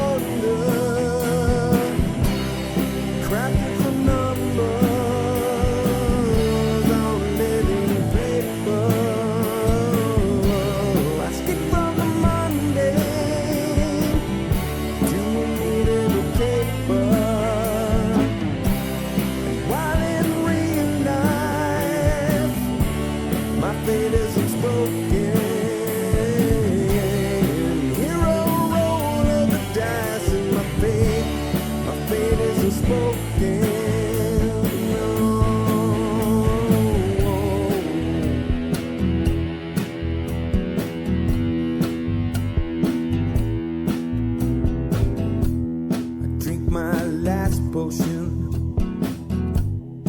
charged through the open gate. The flame of the dragon tried to seal my awful fate with a handful of dice. 5 times I rolled 20. The dragon goes down. The DM no bloody. I leave with the princess, a satchel chock full of gold. We head to the tavern where my mighty tale unfolds.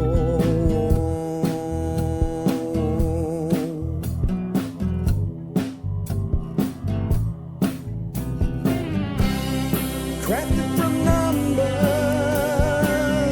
on living paper. I skip from the mundane to a naval caper. While in real life, my fate isn't spoken. Hero roll of the dice and my fate isn't spoken.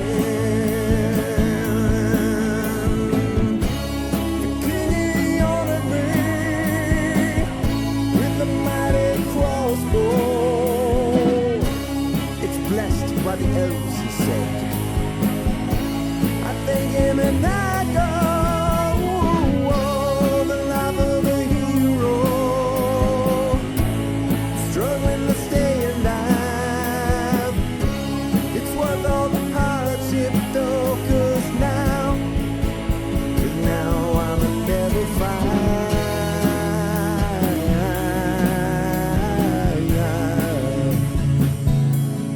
Level 5.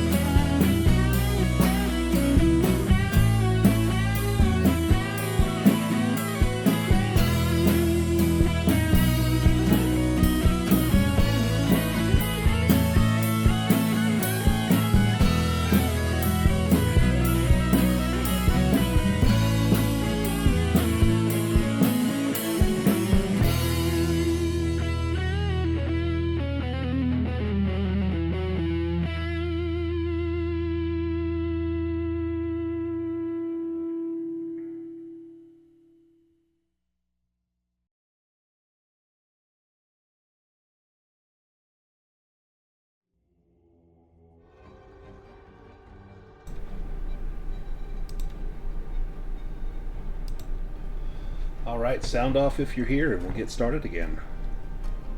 Hello. Luke's here. I'm here. Welcome. Yes. Welcome.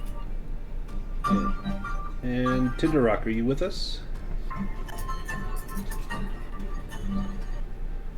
Once Tinder Rock rejoins us, we'll go ahead and get started. If you guys want to draw an initiative card, once he gets back, we'll get going on that. Let me draw some cards for the bad guys. Yes. Awesome. And Tinder Rock, are you back with us? No. Well, once he gets back, we'll go.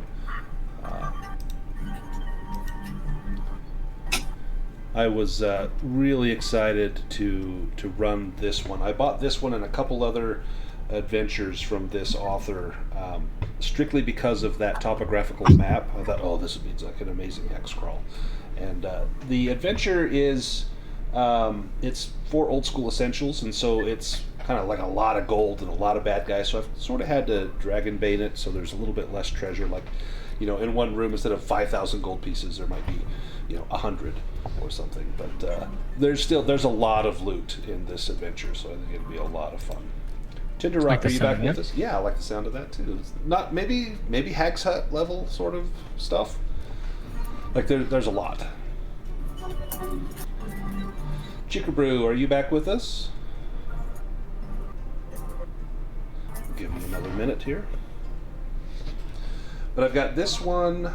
There's another one that's in the Shadow of Tower Silver Axe that looks like that could... It's a much larger map and a lot more going on. That's definitely like a 10 to 12 session campaign, where I think this is like a, 4 session sort of thing, 4 or 5 session maybe.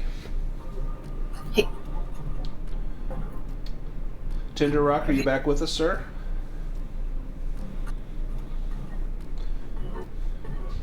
Looks like he said to go ahead without him. Ah. Okay. Okay. Got it. So I will, I'll draw an initiative card for him.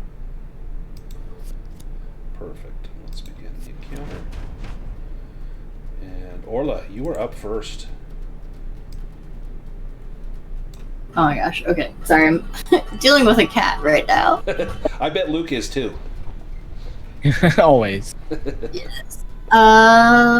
Where? I don't even... Oh, the knolls are like up here somewhere. Yeah. We don't even see them. Okay. I'm gonna move a little If you bit. move like in front of Tinder Rock, you will definitely see them. Oh yeah, look at that. Okay, cool. Alright, we're gonna try twin shot again. Nice. Let's see if this works. So with now. a Bane, but only one Bane. So Only you won't, one. You won't be obscured by anything. So target one of them, and then give me a roll with a Bane. Yes. Okay, one Bane. Oh. Really? Your other rolls are like really low, and then the one that fails you is just up high. You want to push that? No. Yeah, we'll try one more time. I guess exhausted at this. Oh no. Oh my gosh. Alright, well, I'll just move over here, that way I'm not blocking. Alright. Circumference. Well, circumference is just going to be a bulwark and stand between these two walls and begin to block the knolls. Nice. And he will take out his first sword and he will hurl it at this first knoll. I don't know if you can throw a sword unless it has thrown on it. You could... Shoot, I don't even think you can throw a shield. I think it has to have the thrown feature on it. Very well. I But tell certainly you what, there's I a will rock. let you throw it with a Bane. Well, I suppose I will do that then. Because you see it in movies all the time. Someone throwing a sword. Oh, the Bane didn't matter. Roll damage. Huge blow, huge splatter of blood from that guy. It's his turn. He staggers up, bleeding heavily, and lays into you with an axe.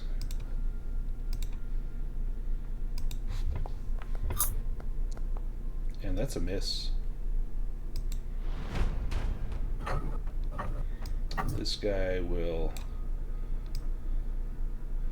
move down. And he's going to lay into you with a battle axe as well. That's going to be a hit. Now, do you have like defensive or anything to mitigate this, or do you take it? I have a round middle. That should be enough. It's a big target. Oh, I don't think that gets through your armor. Yep, no damage. Kaylin, you're up. Alright, perfect. Oh my.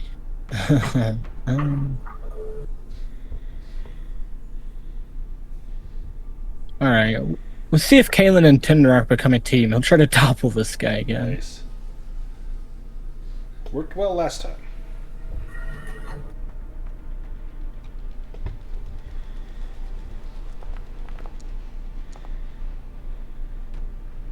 Nice. He has to beat a 3.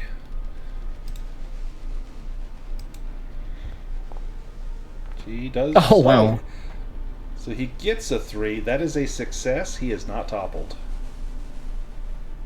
Well, actually, does he have to beat it or match it? I don't think this has ever come up. Let's look it up real quick.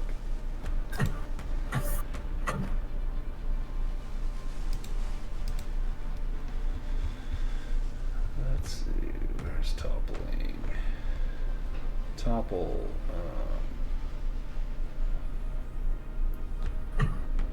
It might be the same as poisons. I know a tie with poisons means it goes to the poisons, or perhaps a tie with toppling goes to the toppler. So this is an opposed roll. So let's look at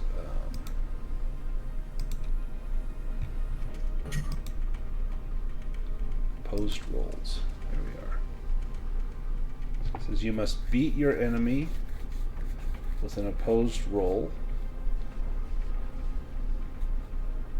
Oh, so it says if it's lower than or equal to your opponent's result. So that is a success for him.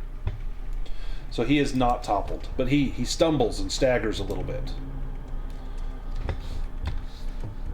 Nope, wrong guy.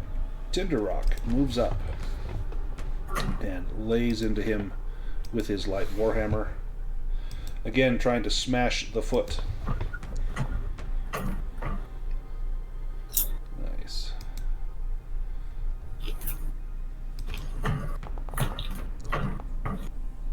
Ooh, that's a lot of damage. Absolutely obliterates his foot. This gnoll comes in and with a long spear. Ooh. 1 is Tinderrock, 2 is Kalen.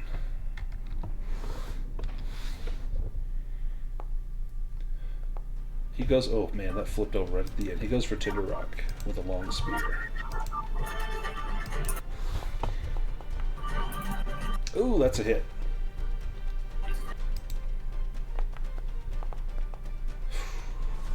That one hurt. And the last gnoll, he comes over here and he's going for circumference with a spear.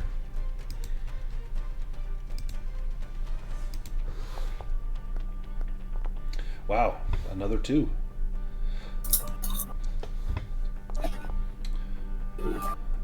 Circumference will take 1 point of damage.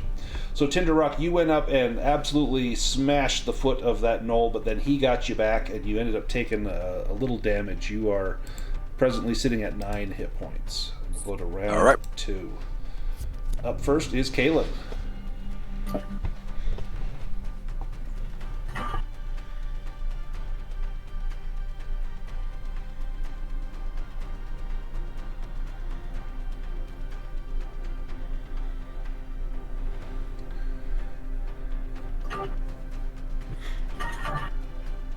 What does Kalen have in store for us? Or in store for the gnoll, I should say. Yeah. Hold on. Alright, that gnoll goes... Alright, yeah, I'll just hit him. This one here's pretty badly damaged. Oh, just hit him with the dragon. There you go. Sure, well... Ooh, and you're using their own weapons against them. Yeah. Oh god. So he drops. Yep. Then you move up and get a free attack. Now, could that attack be a topple? It could. Yeah. This one goes next. But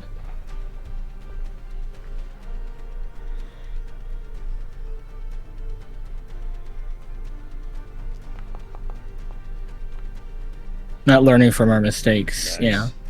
So it needs to beat a 4.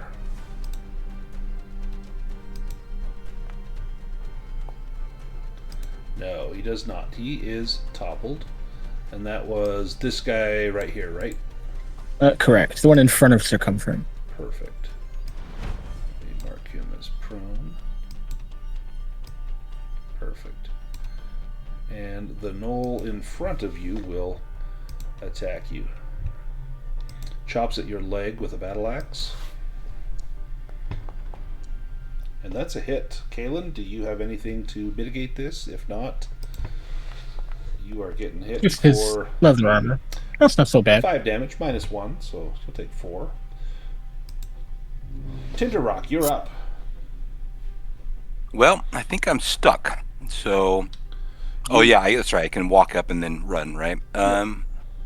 So if you wanted, you could. I'm not advising it, but you could move diagonally up to this square. You would have to make an evade roll for this one to avoid hitting you, or you could move up into Kalen's spot and then move back. No, I'll do that because I'm gonna have to do an evade no matter what I do. Right. So give me an evade roll.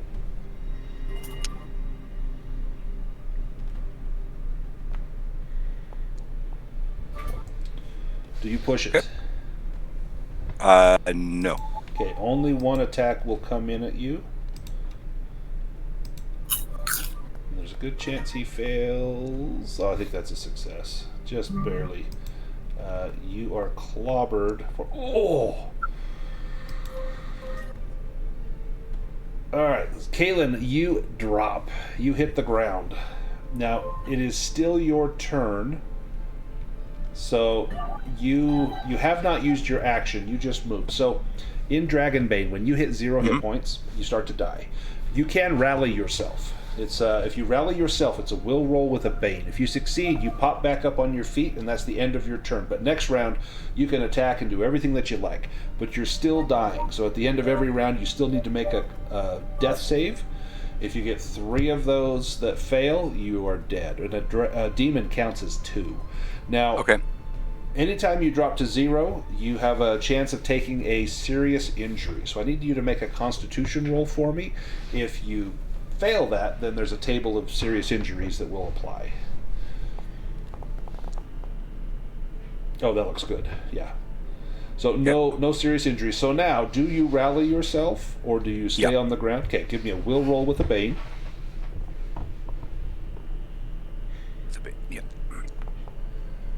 Nice. Oh, that was persuasion. It should be will. Oh, that was weird. Yeah. So just rally. Sorry, just that's the the wrong attribute will. Got it.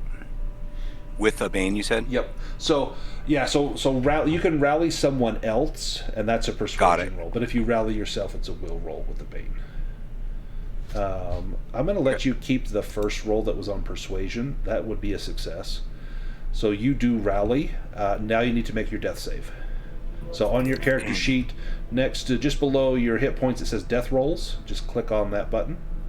Now, because you are sickly, you will roll with a Bane.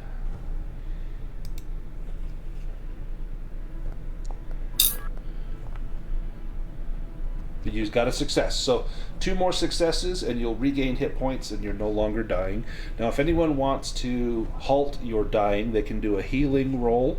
And if you don't have bandages, it's made with a Bane. If you do have bandages, it's a straight roll. If that succeeds, then you're no longer dying and you recover some hit points. Or magical healing will help. But I don't think we have a healer. So all right. Let's go to Circumference.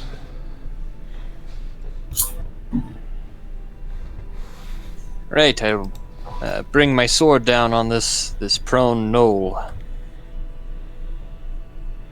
So it will add extra stuff for you. It'll be quite nice.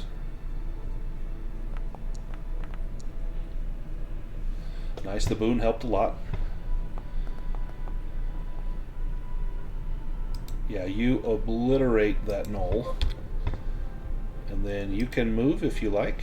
That will help you to protect Tinder Rock and Kalen. And then it is Noel's turn. He's going after Circumference. Chopping in at your elbow. Ooh, nearly a miss, but it strikes true. I don't think you have anything to prevent that. So you're hit for 9 damage. That'll just do 1 to you. I can go ahead and deal that to you. There we go. Orla, you're up. I can try to heal. So yeah, you could move up to this square and then make a healing roll to try and heal Tinder Rock. Do you have bandages? You do not. So it would be with a Bane. Okay. But your healing is What is your healing skill? It's 6. It's a 6. So you have It's not great. you got a 30% chance. With the Bane, it's a little less. If but you reach into Circumference's backpack, you'll find his snot rag. You can use that as a bandage. probably roll against a disease if you do that, but. Ugh. But yeah, if you want to do that as your action, you can make a healing roll with a Bane. Sure. Oh man, I'm angry too, so. Oh, it's a double Bane. Oh boy. You might get it. Oh, no. None of those got it. Definitely not. Do you push the roll? Yeah, why not? We're already here.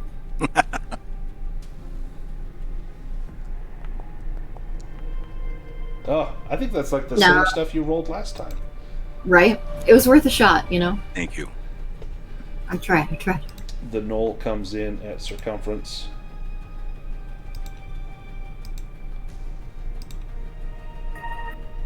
Chopping downwards. That's a miss. Circumference, you can return the favor. Oh, for double slash right here.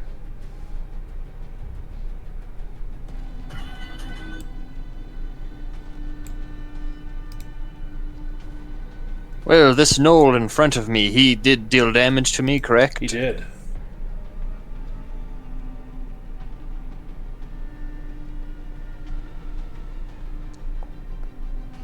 Ooh.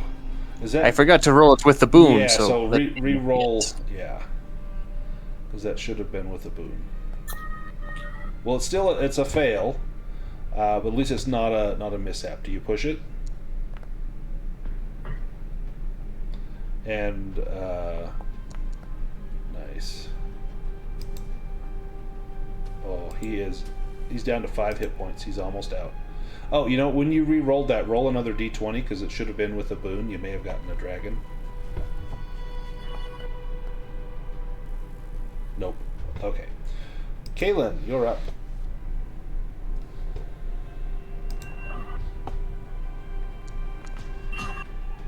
Nice.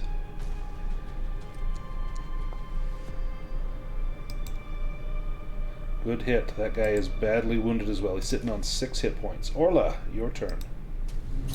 Okay, well, healing's not gonna go well. So we'll just shoot this guy.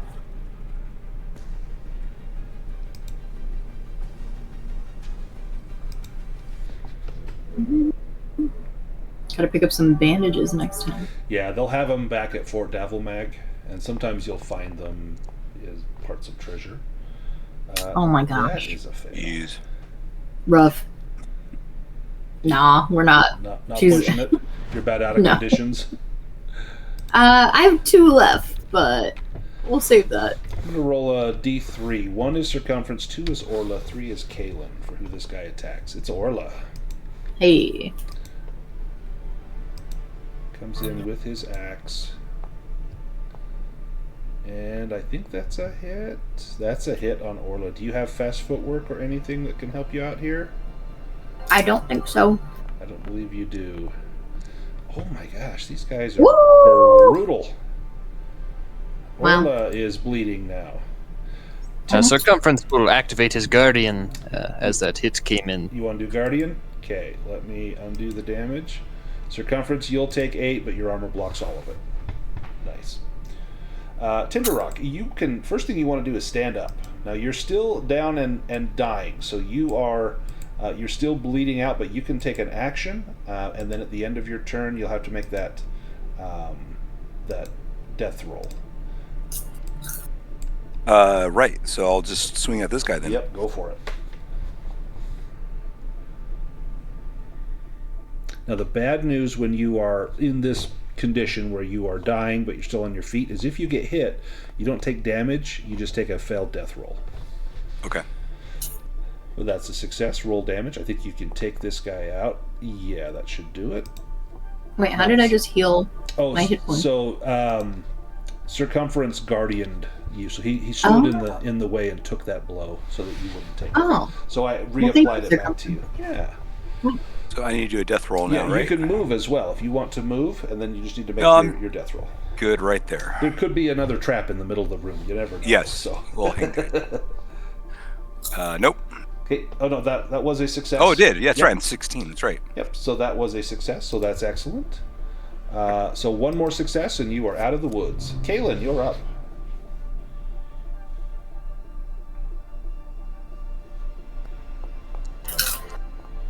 Oh man. dear. Well, Do you push? you can't win them all, but let's see. No. Oh, darn it. See, you're using up all the rolls you want for improvements now. Tinderrock, you get to go again. Now, if you want to make a like, you know, is there a trap in the floor? That would be like a spot hidden roll. Do I see something that looks blatantly like a trap? No, I'm okay. Okay. I'm just gonna go here and go after this guy here. Perfect. I'm actually also going to use Unforgiving because he's the one who hit me the first time. Yep. That'll give you a boon on your attack roll. Oops, sorry. You Target. channel your inner Clint Eastwood.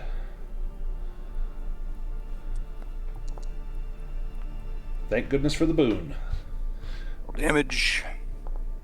Oh, that should do it. Yes, that does it.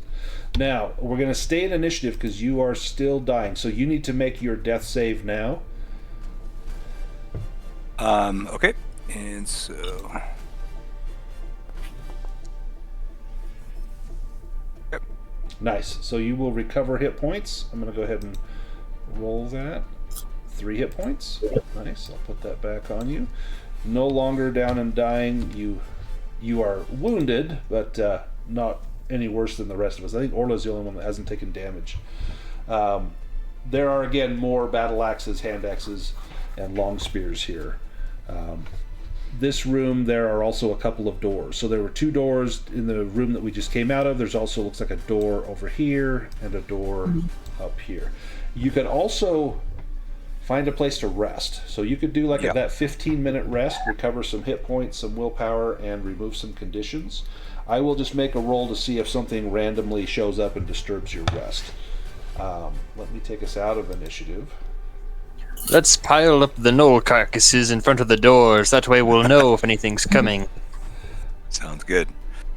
So do you want to rest in this room? Mm-hmm. Okay. Sure. I'm just going to drag everyone into the room. There's that Noel. Let's look at find him. So if you want to do that rest on your character sheet, it's not the one with the... It's not the bed. It's the one with the little like first aid signs, little plus sign next to him. And then if you're using your memento, you can heal an additional condition, and you'll have to manually remove that condition. So Circumference, do you use your memento? And no, I only had one condition. Okay. What about Kalen? Do you use your memento?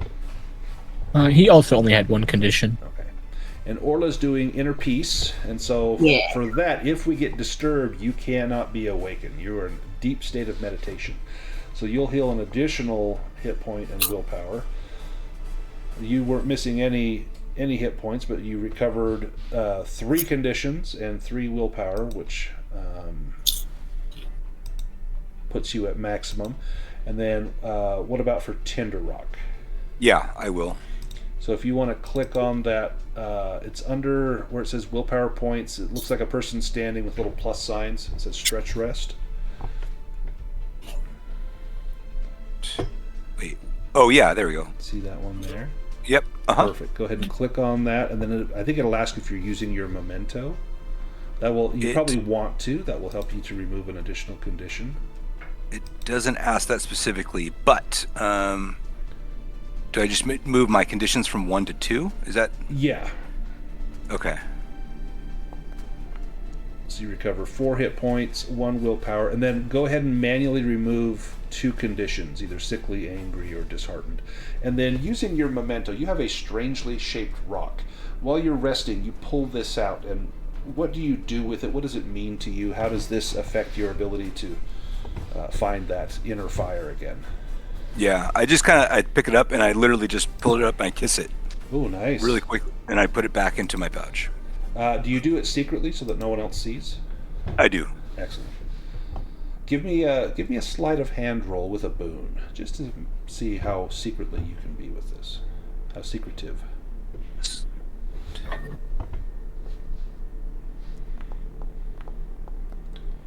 Ooh. You think you're being pretty sneaky. I would wager that Circumference, a fellow dwarf, what he sees like a smooth stone, he probably looks. He probably saw it. But Circumference, do you linger or do you look away? No, Circumference is busy salting that hind leg of a knoll, getting ready for a short meal. Excellent. Well, we have rested. We have recuperated. We've got a couple of doors. Clearly, these knolls were the culprits behind damming up that stream, the spring. We can go back with what we found, or we can put an end to it once and for all. What do we do?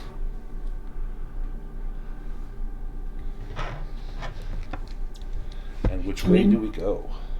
We made it this far. Well, Oh, did anyone I'm not want going to to be much search? help. Did anyone want to search the knolls? Oh yeah.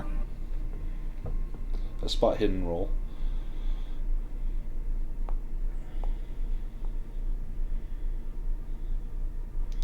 Circumference finds nothing but well-marbled meat. Orla, you find some gems. You find one of the knolls has 4 gems in a pouch, and these gems are worth about 80 gold, you estimate. So that would be 20 gold for each of us. So if everyone wants to tack 20 gold onto their inventory...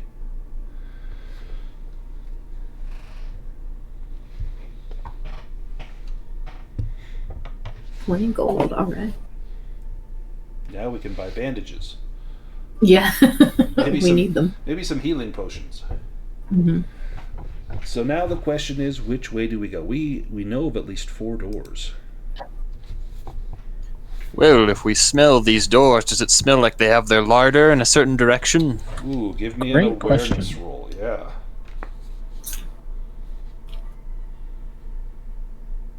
I will remove my great helm for a moment while I smell the air. I know that Circumference can probably get a lot more damage. I will not survive this if I get into another battle. What's your... Well, we could head back and always come back. The loot will be here, I'm sure. Mhm. We can set up camp for the night. A long rest would likely do me good as well. There is definitely a likelihood of further combat in here. You could go outside, not far from here. That way you keep an eye on it and rest up.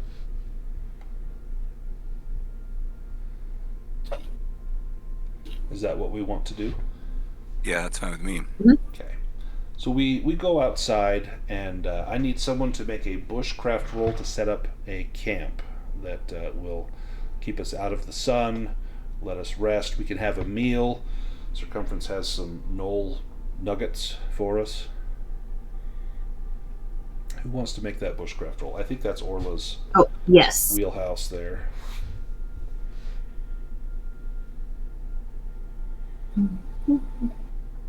Watch, this will be like the one time. Oh, nice. Ooh, okay. So if everyone wants to do a full night's rest, I'll assume we have watches, and I'm going to roll a die to see if there's any disturbance. Circumference will take the first watch. So then if Kaylin, Tinderrock, and Orla want to do the full rest, which is the bed, Mm-hmm. Circumference, give me an awareness roll.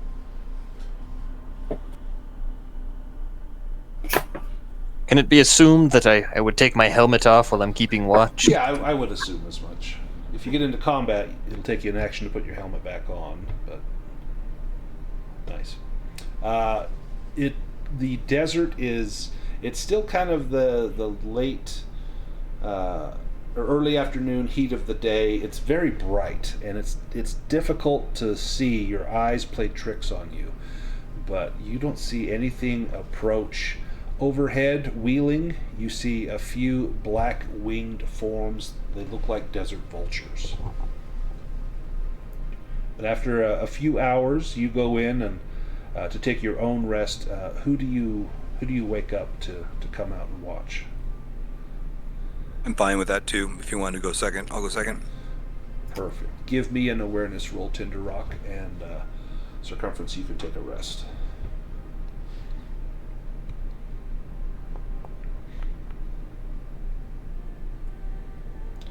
Do you push that at all? Nope. No. Okay, perfect. You're watching, and you're almost mesmerized by the vista. It's very beautiful, and as the sun begins to set, the light, the colors come out of the rocks. It's not so bright, and you get that nice warm color.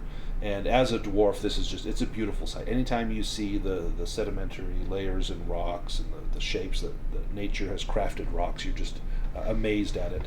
And the air begins to get cold as the sun goes down. There's not much to trap that heat in here, and as the hot air rises up and cold air rushes in, a chill begins to hit you. And it's one thing that is difficult about desert travel, is that cold. But after about 6 hours, it's near nighttime. The sun is down, the moon is rising. You've all had enough time to rest. You can go back into the knoll cave if you like. Definitely. Kanan will reactivate his ability, or try to. Try to and fail. Try to and fail. I'll let that stand. After doing a demon on the other one, he'll learn his lesson there. I'm going to turn off your candle light since it's not aglow. Perfect. All right, so we've got 4 doors. Where do we go?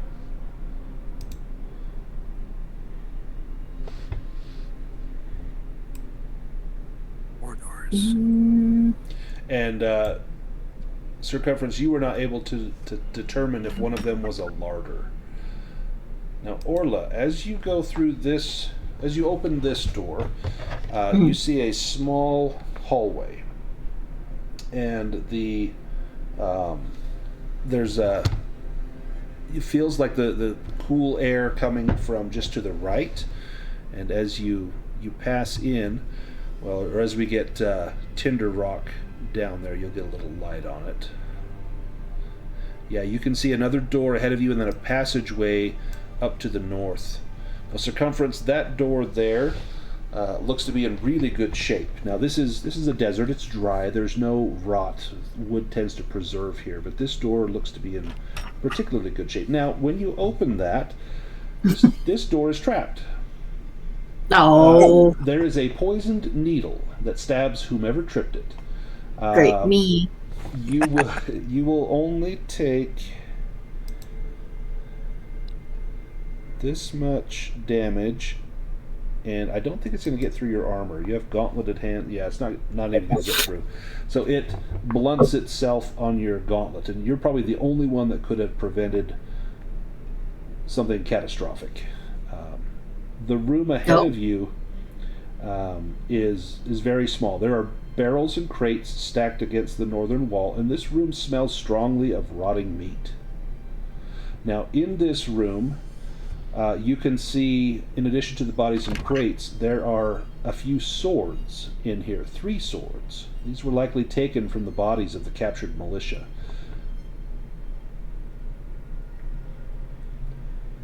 Well, I'm going to test the ground with my sword to see if it wants to give way to a trap. As you poke around, you don't feel anything. Give me a spot hidden roll if you're really looking for traps and such. Or if we have someone who's better suited to that, they can be the thief to search the room. Oh, well. Circumference, you notice a couple of things.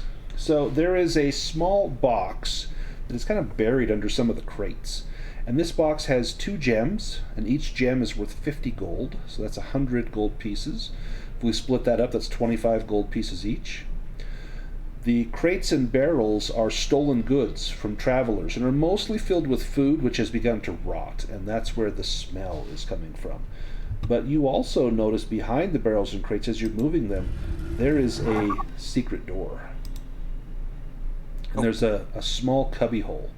And inside here, you find some treasure. See, always follow your nose. It will lead you to good things. Let me see. We've got a... You grabbed the gems, is that correct?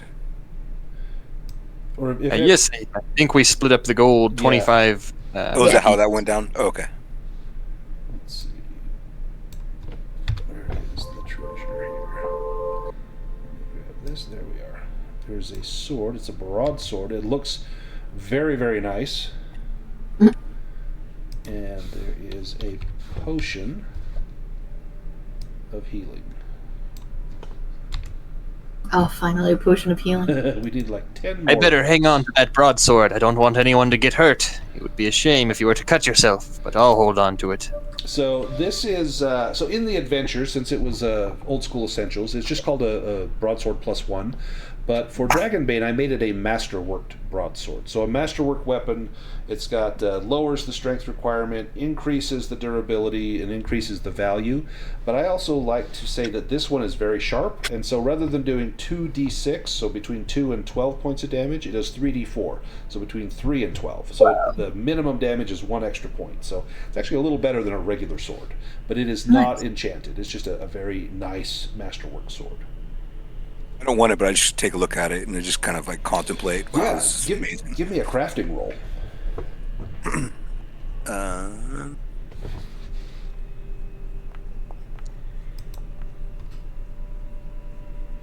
Nice.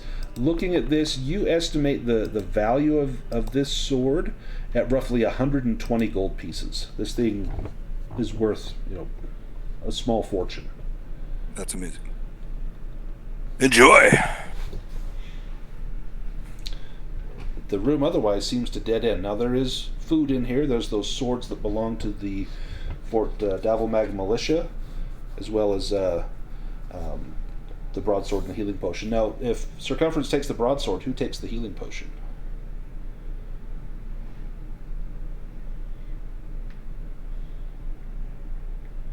I don't know.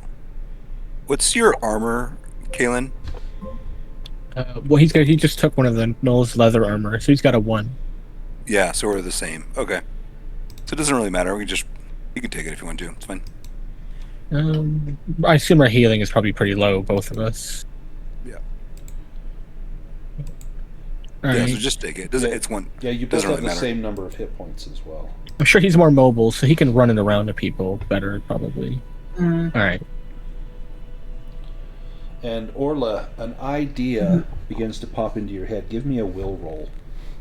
Oh boy. Who am I gonna try to kill now?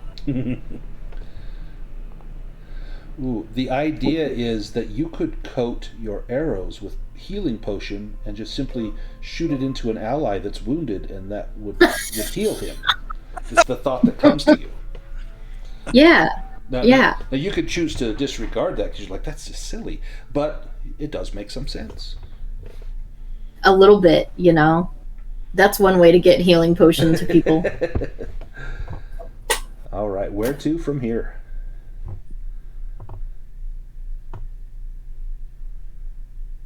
Go down this hall. Yeah. Big guy, after you. Lead the way, Circumference. What does it smell like down here? Does it smell like more gnolls? Give me an awareness roll.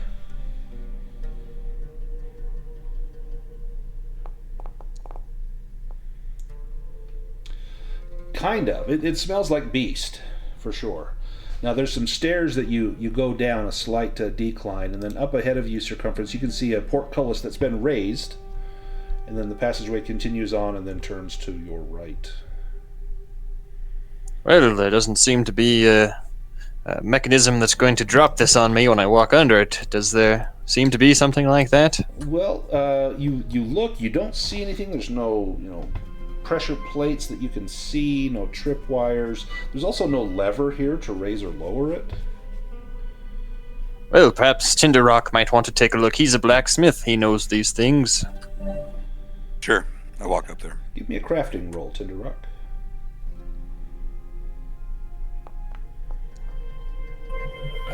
Oh, it's clearly this. You're intrigued because there is no mechanism here to raise or lower it, and you struggle to understand why you would put that here if one But why would you bar away if you can't simply raise it up? You suspect that it must be elsewhere, or perhaps hidden in some secret recess, but it seems to be functional. Just it's raised, and as circumference passes over, nothing happens.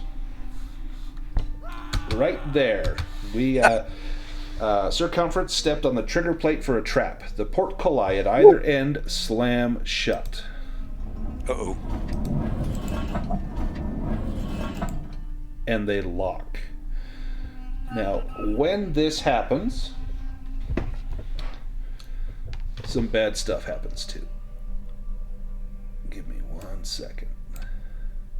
Are we all on the other side of this? No, so only I can't see anything. Yeah, only two of you are.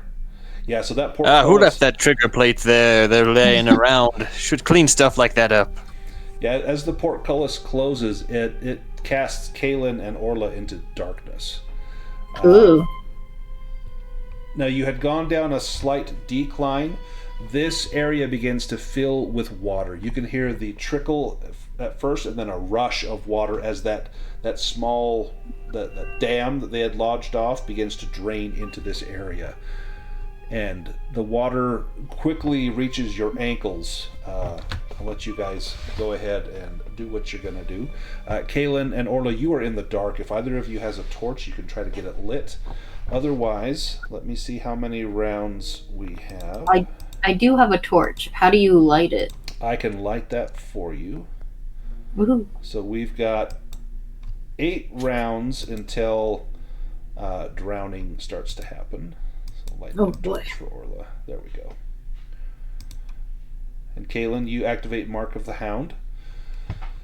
Yeah. Tinder Rock and Circumference. What do the two of you do?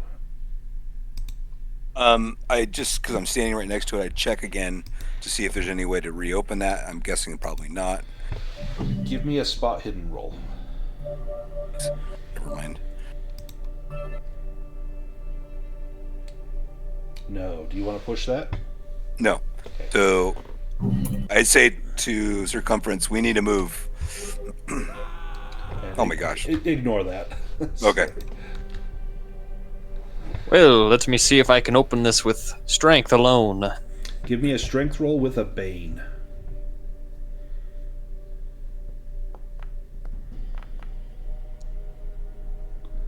No, you get it. You manage to. You can lift it. It doesn't lock, but you can hold it up and let Tinder Rock get under there. Yes, I'll go get the others. As you drop it, it shuts, but it doesn't lock. And you'll have to open that one as well.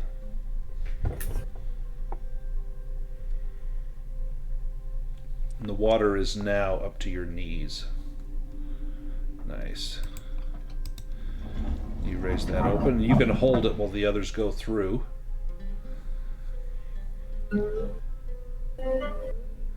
And then once they're through, you can ignore that. Once they're through, you can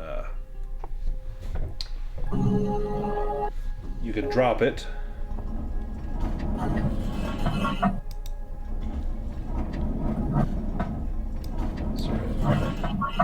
Sorry, Orla. She can't go through the door. Caught on the door. There we go. Okay. I was like, And it'll probably trigger the trap when Orla walks over it as well. All right, Tinder Rock's on the other side. Could he help me lift from the other side if he's willing? Yeah. So that will be a combined strength roll. So it would be with a bane, but with a boon. So just a straight strength roll from Circumference.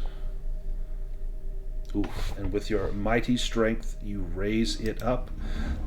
That will allow the others to go by. mm-hmm. And Tinder Rock, you see there's another door at the end of that hallway. Circumference. I'm sorry. Get that there. Again with the door. Check for traps on the door. Not me. I'm horrible at it. Yeah, do we have someone that can check for traps? It's spot hidden, no. Yep. Spot hidden. Could try adaptive. Maybe make it awareness. Yeah. And you have yes. your skin art active. Yeah, that is kind of the thinking. Because he's actually not that aware. He's got like a 50-50. Oh no. Ooh. Oh, wow. Thank goodness. With the dragon. Was the best of times, it was the worst of times. The door is not trapped, but it is locked. Oh, so it's not just a strength. No, but with a dragon on the awareness, you can hear talking on the other side. And it's low, growly voices. I think they've come back. I heard the trap triggered. Prepare yourselves. Oh, yeah. There's more on the other side, and they're ready, but the door's locked. So sleight of hand roll with a bane to pick that. I've got a decent sleight of hand. I don't know if anybody else has a good one. No. No? All right. So with a bane, Yep. I'll go for it.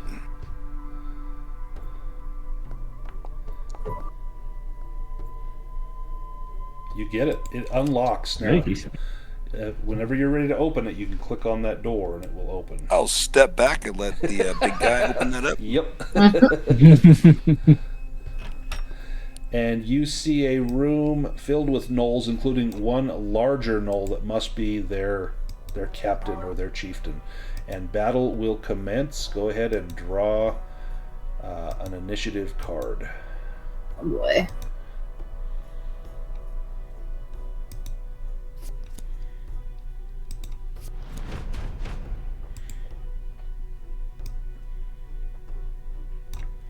Alright. The first gnoll will step up.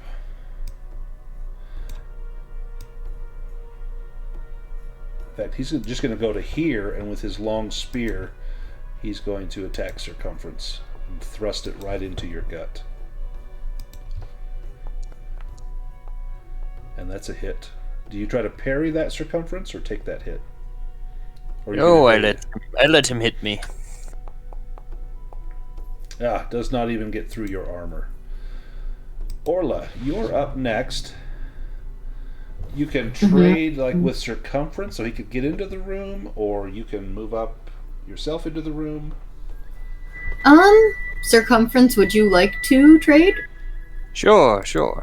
Alright, let's do that. Circumference, you are up first.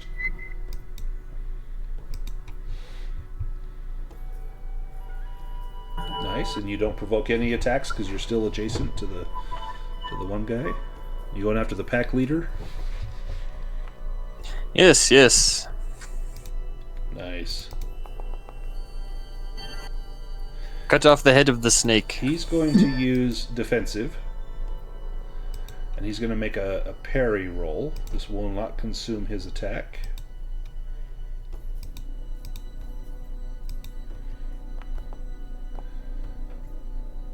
And he succeeds. Now his axe will take damage, and it actually breaks his axe. How do you break his axe with your broadsword? Yes, he holds up the half to block the blow, and it splits it in half, and he drops both pieces as it shatters. Nice. The pack leader's turn. He will activate Berserker. So he gains the angry condition. He has to attack the nearest opponent, and he has to do this until they hit 0. He gets a boon on his attacks, but he can neither parry nor dodge going forward. And after the fight, he becomes exhausted. So he will go after Circumference, and he's going to try to find a weak spot with his long spear. He gets a boon on that. And minus the Bane. That's a hit. Circumference. You've already acted. I don't think you can do anything for this. Oh, Circumference. Through your armor, you take 13. Kaylin, you're up. Let's get another demon on that skin arc ability, please. Nice. And he cannot parry or dodge because he's gone berserk. Perfect. So this is Mark of the Bear, which is my other mark. It basically is an attack and a topple at the same time. Nice. Essentially. Just a really powerful attack, I guess, using the strength of a bear.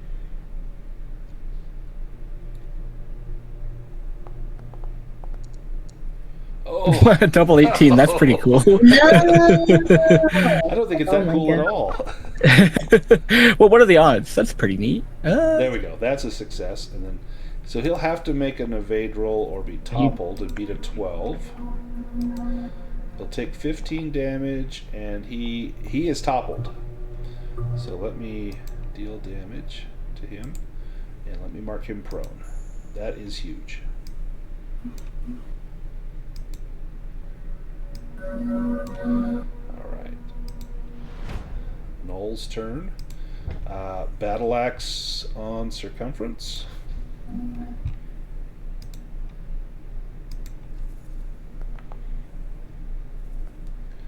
That's a hit. And that does not get through his armor. Does not get that little needle through his skin. Orla, you're up. Yeah. So I can movement-wise move into a room and. You could move to right here and shoot, and then you could move back if you wanted. You could, Okay. If you move in, you're fine to go here or like here or here. But if you move away, like one more square away from that knoll, you'll have to make an evade roll, or he gets a free attack. Okay. Let me And go I in and think, see you'll, what. think you'll have to move up first, so you can see when you went to move, Oh, it had and like a then dashed through line. the- okay. Yeah, it says you're I trying to go see. through a wall. But you could shoot from there. So many no's. Yeah. Yeah, we'll just try. Oh my god, we're gonna try the shot thing. It's got to work one time. Crying. Right? This is my my white whale. This one ability. Okay. So twin shot. We're gonna twin shot the big guy. Nice. So then add a Bane to that. You will get another Bane because you're shooting through Caleb. Yes.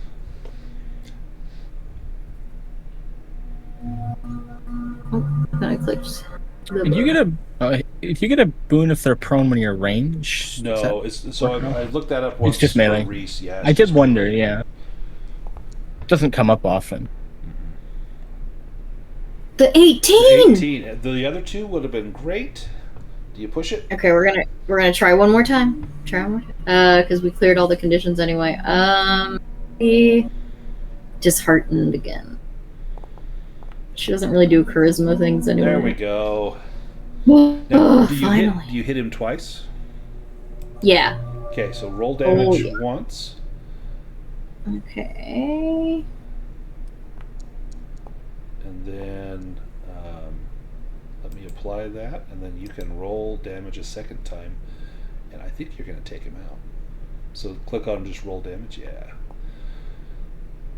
Nice. Oh my gosh. Orla, how do you do Woo. it? Yeah, I mean, I think the bow is just kind of like, you can do this, you got this. Oh, yeah. And I'm like, thanks, bow.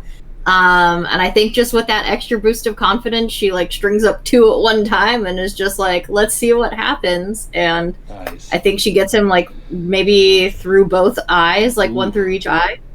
Ooh, give me a will roll. Okay.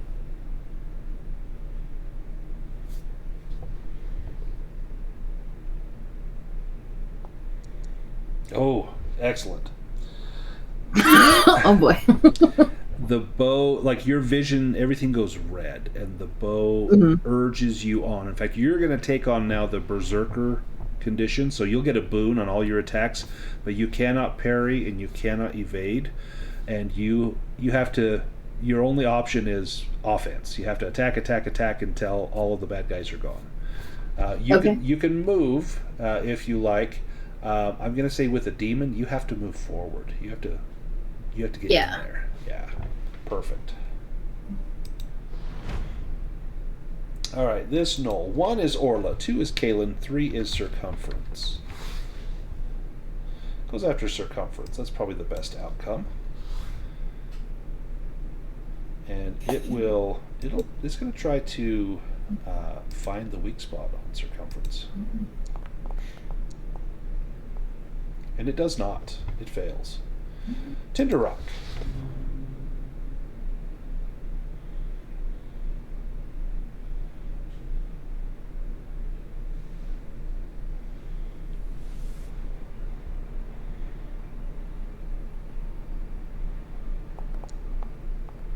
Do you push it?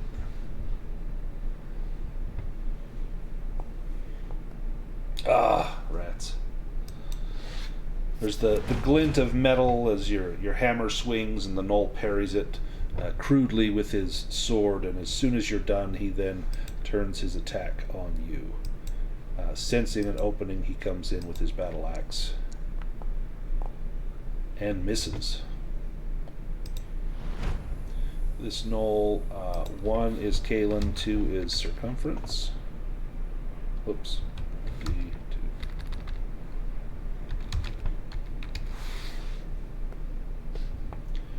Goes after Kalen.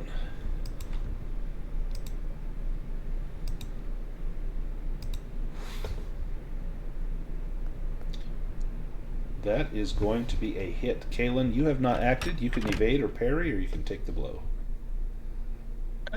Yeah, I think I'll parry this. Okay, go ahead and give me a parry. That will cost you your action. Oh, I don't know what I just... Oh, that was him, okay. Yeah, so then click on your weapon and then you can select parry. Nice. So you do successfully parry. You take 11 damage, which I think is better than your battle axe's durability. So I'm going to check that as damaged. Thankfully, we have an artisan that can repair that. Oh. Huh. And then, Kalen, it would be your turn, but you just use your action to parry. Now, when you successfully parry, I should have said this, you can move the enemy and yourself 1 square. Which one hit me? Was it? It was this guy right here. Yeah. I don't really see where I want to move from here. Okay. We'll go to this gnoll is going to go after Circumference. And he's going to find the weak spot as well. And he does... Oh, he does with the 12. Circumference, you've not acted. You can parry, you can try to evade, or you can take this hit. But it will be a weak spot. No, I take the hit. He finds your weak spot for 9 damage. Circumference, you drop to the ground. Give me a Constitution roll.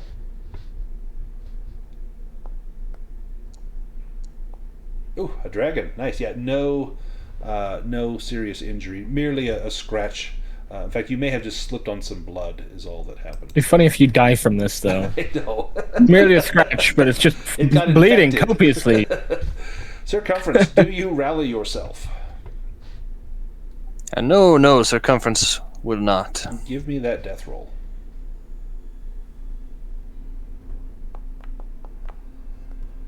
Nice. There's a success. There's 1. Tinder Rock, you're up. I'll stay right where I'm at. And yeah.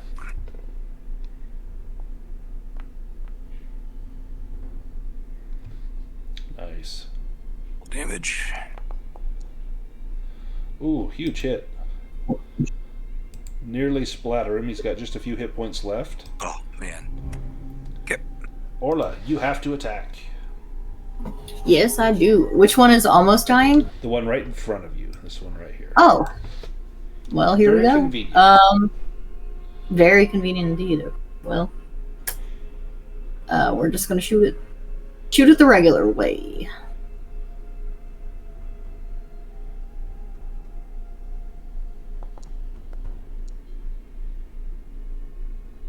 Oh, point blank. Do you push it? I mean, yes, Now, I do. Did you roll that with a boon? Yeah, or no, I rolled it with a Bane because I'm close range. So because you're berserking, you also get a boon. Oh, so let me see that's which right. dice was first. Oh, so the 17 was first, so it would have been a fail. If you want to push it, you can re-roll that, and we would add a boon to it. But it's up to Okay. you. I don't think it'll let me add. No, so I would just have you re-roll the attack, take a condition, and then re-roll it and add a boon. Great. Okay, well, I mean, angry, I feel like is fitting. Right. And then we'll add here. Okay, I see. Got it. Nice, there's a hit. Roll damage. Woohoo!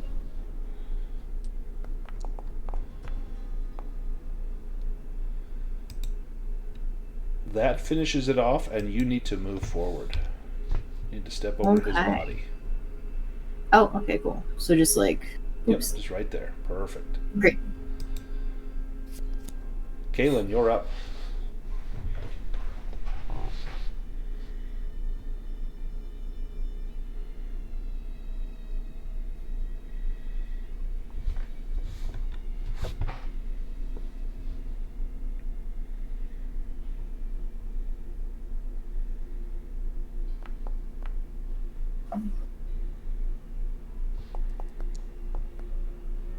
Ooh, huge hit.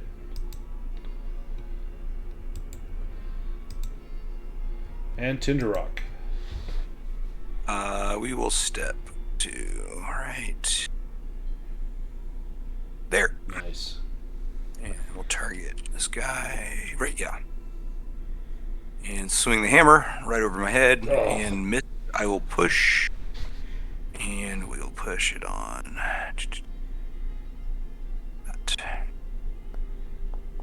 There we go. Damage. That will finish that guy off. How do you end him?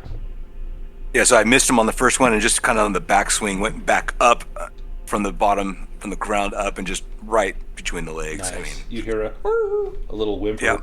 Yeah. The crack of his pubic bone, and then he hits the ground. Orla, you can shoot your bow from there. Mm-hmm. You'll still get a bane, I think, but add a boon as well because you're still going berserk. That bloodlust has you. Yeah.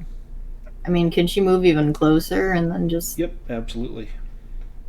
Why not? Okay. So... Add a boon... So, obscured by token. It's probably... It might be... It should only add one bane, either point blank or obscured.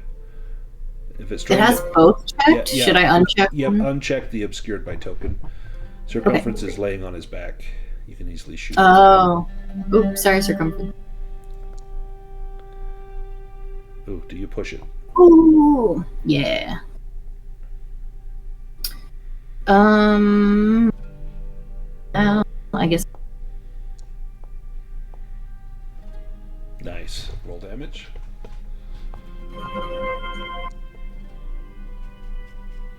Okay.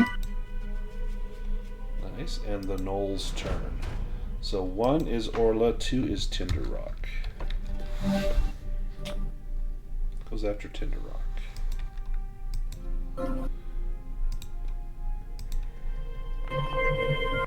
Battle axe to the head. That fails. Circumference, do you rally yourself? No, I do not. Go ahead and make your death roll.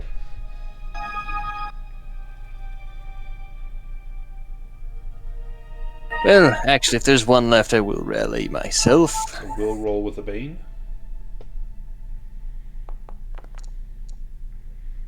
Nope, not with a demon. Now do your... And be glad it was there and not on this roll here. Nice. One more success and you are out of the woods. Kaylin, you're up. Oof.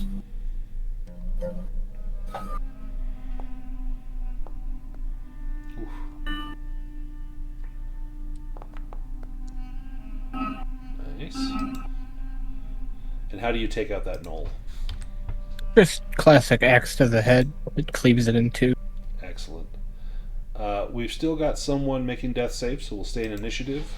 Kaylin, if you want to move, you can. Otherwise, Tinder Rock, it's your turn. If you want to attempt a healing on Circumference, you can. Since you don't have a bandage, it's with a Bane. The only downside is if you roll a demon, that counts as a failed death save. I shouldn't. I'm going to fail. I have a 4, so... Ooh, yeah. I mean, I guess it doesn't matter. Is there any way for me to succeed this on a 4? Yeah, I mean, you have a 20% chance. It'd be with the Bane, so it's probably more like a 15% chance. So there's a chance, but... Yeah, never mind. That's probably not the best for me to do. How about Orlok? If you like, you can simply let Circumference roll. He has an 18 for his constitution, so his chance of success is quite high.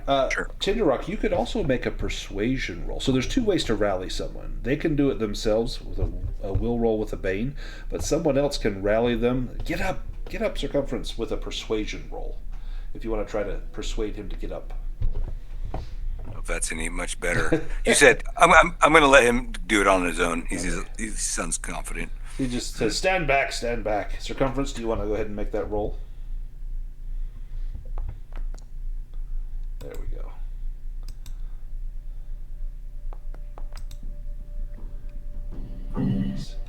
Go ahead and regain those 2 hit points.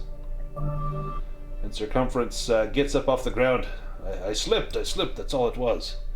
No, don't worry. I was dreaming of the feast that I'll have tonight, and I will go to the Knoll leader, the one who used underhanded tactics, and I will cut out his heart and wear it around my neck. I'll take some of his intestine out, and I'll tie it like a necklace, so that all the other Knolls will know what I'll do to them. My goodness. In fact, as you go to cut out the heart of that Knoll leader, give me a spot hidden roll and add a boon to it, since you're right around that area on his chest. Would you say this is going to take a stretch rest amount of time? Yeah, this is going to take about 15 minutes if anyone wants to stretch rest it. Yeah, I need to craft somebody's weapon broken. Was it Circumference? Was it your sword? No, it's Caelan's battle axe. Although I just threw it away when it broke. I figured there's another one. Did? laying Okay, around. never mind. There's like 4 more axes in here, so you could just grab one of those. So, Circumference, you find something on the Knoll pack leader. You find he has a pouch, and inside he's got a large gem in it that's probably worth 100 gold or so, and he has a strange medallion that he wears on his neck. I'm going to put that into the chat, and I think I can show a picture of it. Nope.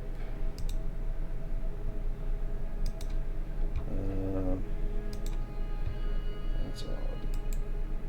There we are. So there's a strange medallion that you see. I already have myself a new necklace. I will toss this to Orla. This matches your new look. Perhaps you might like to carry this. It's a silver medallion with a swirling black gemstone.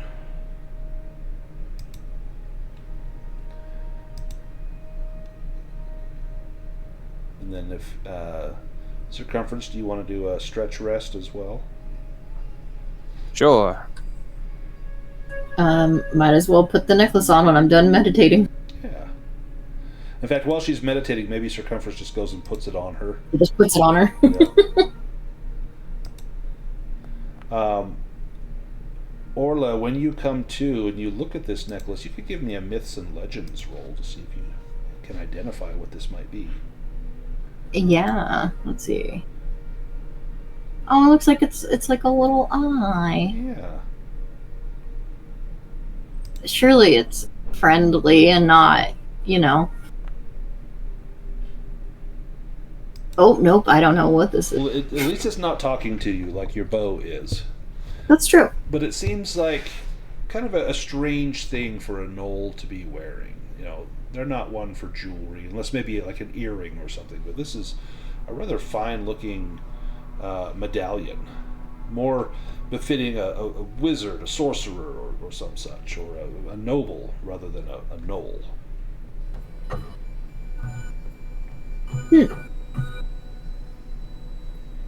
Yeah, we're going to end in like just a few minutes, Tinderrock. You okay to go like 5 more minutes? Yeah, that's great. Perfect. So this is definitely a good place to stop. You have ended the threat of the Knolls. There's still a little bit more to explore if we want to, but we can get to that next time. I think since we're resting here is a great place to go ahead and stop. So let's do some improvement rolls.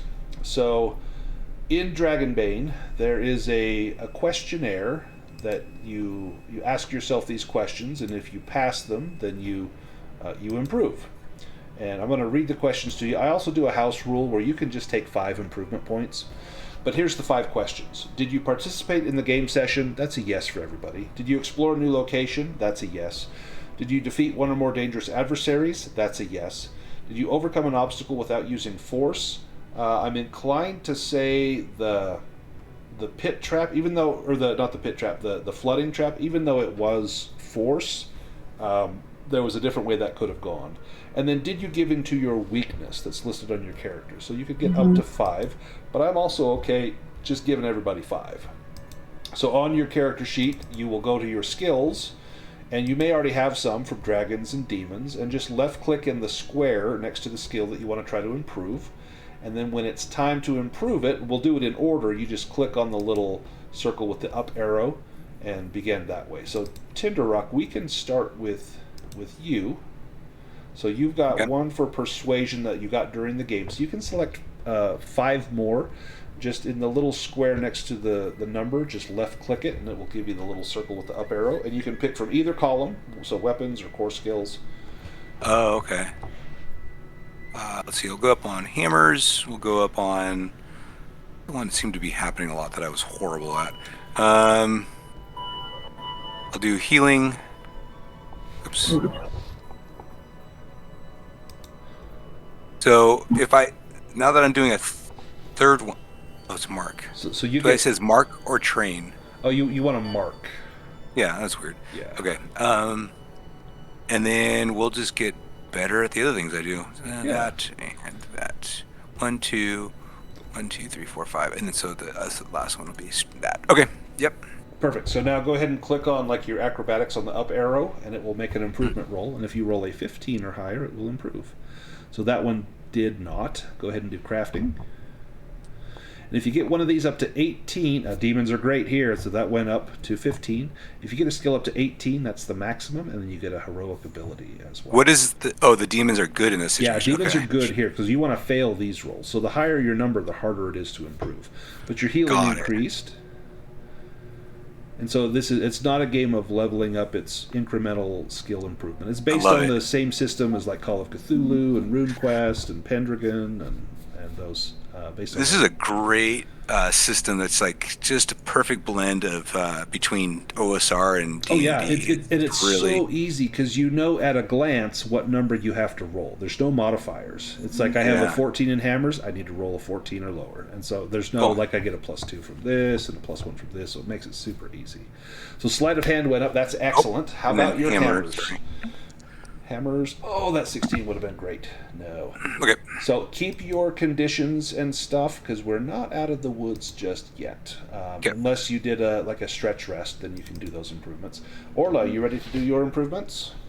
Yeah. I also already accidentally clicked bushcraft, so. That's okay. Ooh, there we go. That was a fail. Healing goes up. Woo. We need that. We need That's that. great. No hunting and fishing. Ooh. Myths and legends does go up. Come on. Nice. Oh, okay. Yeah. About spot hidden? Oh, spot hidden. No. And how about your bows?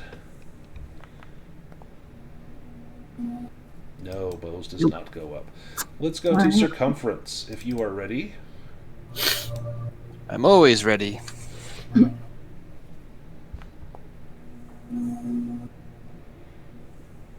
No beast lore. No myths and legends. Oh, no persuasion. Oh man.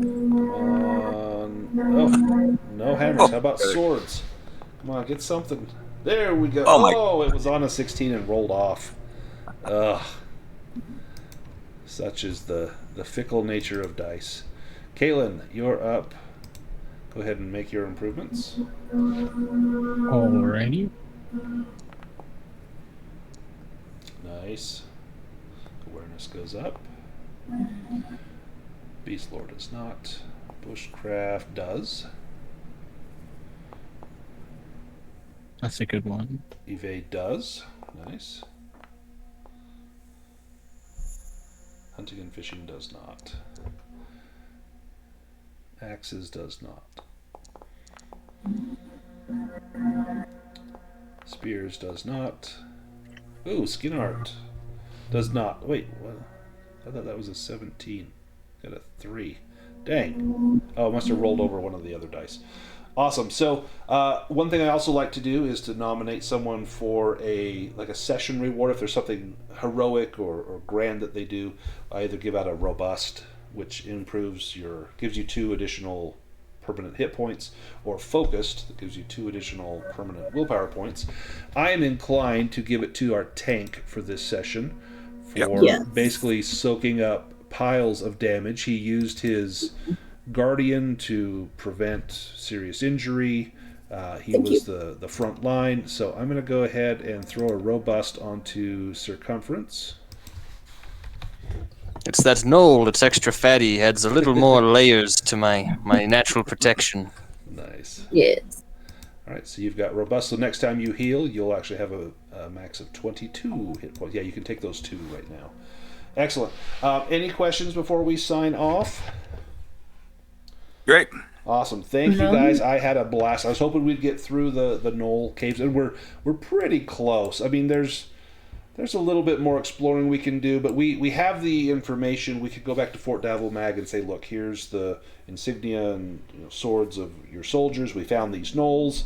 We took them out. We're pretty sure they're all gone. There's still a few places we could explore, and then we can go destroy the dam, and that'll be for next time. We kind of go through that really quickly, and then we can continue on from there. We've got a lot of exploring to do. Let me go to our main map, and I'm just going to highlight the knoll den so that we know we've been there. So the knoll den right there. Perfect.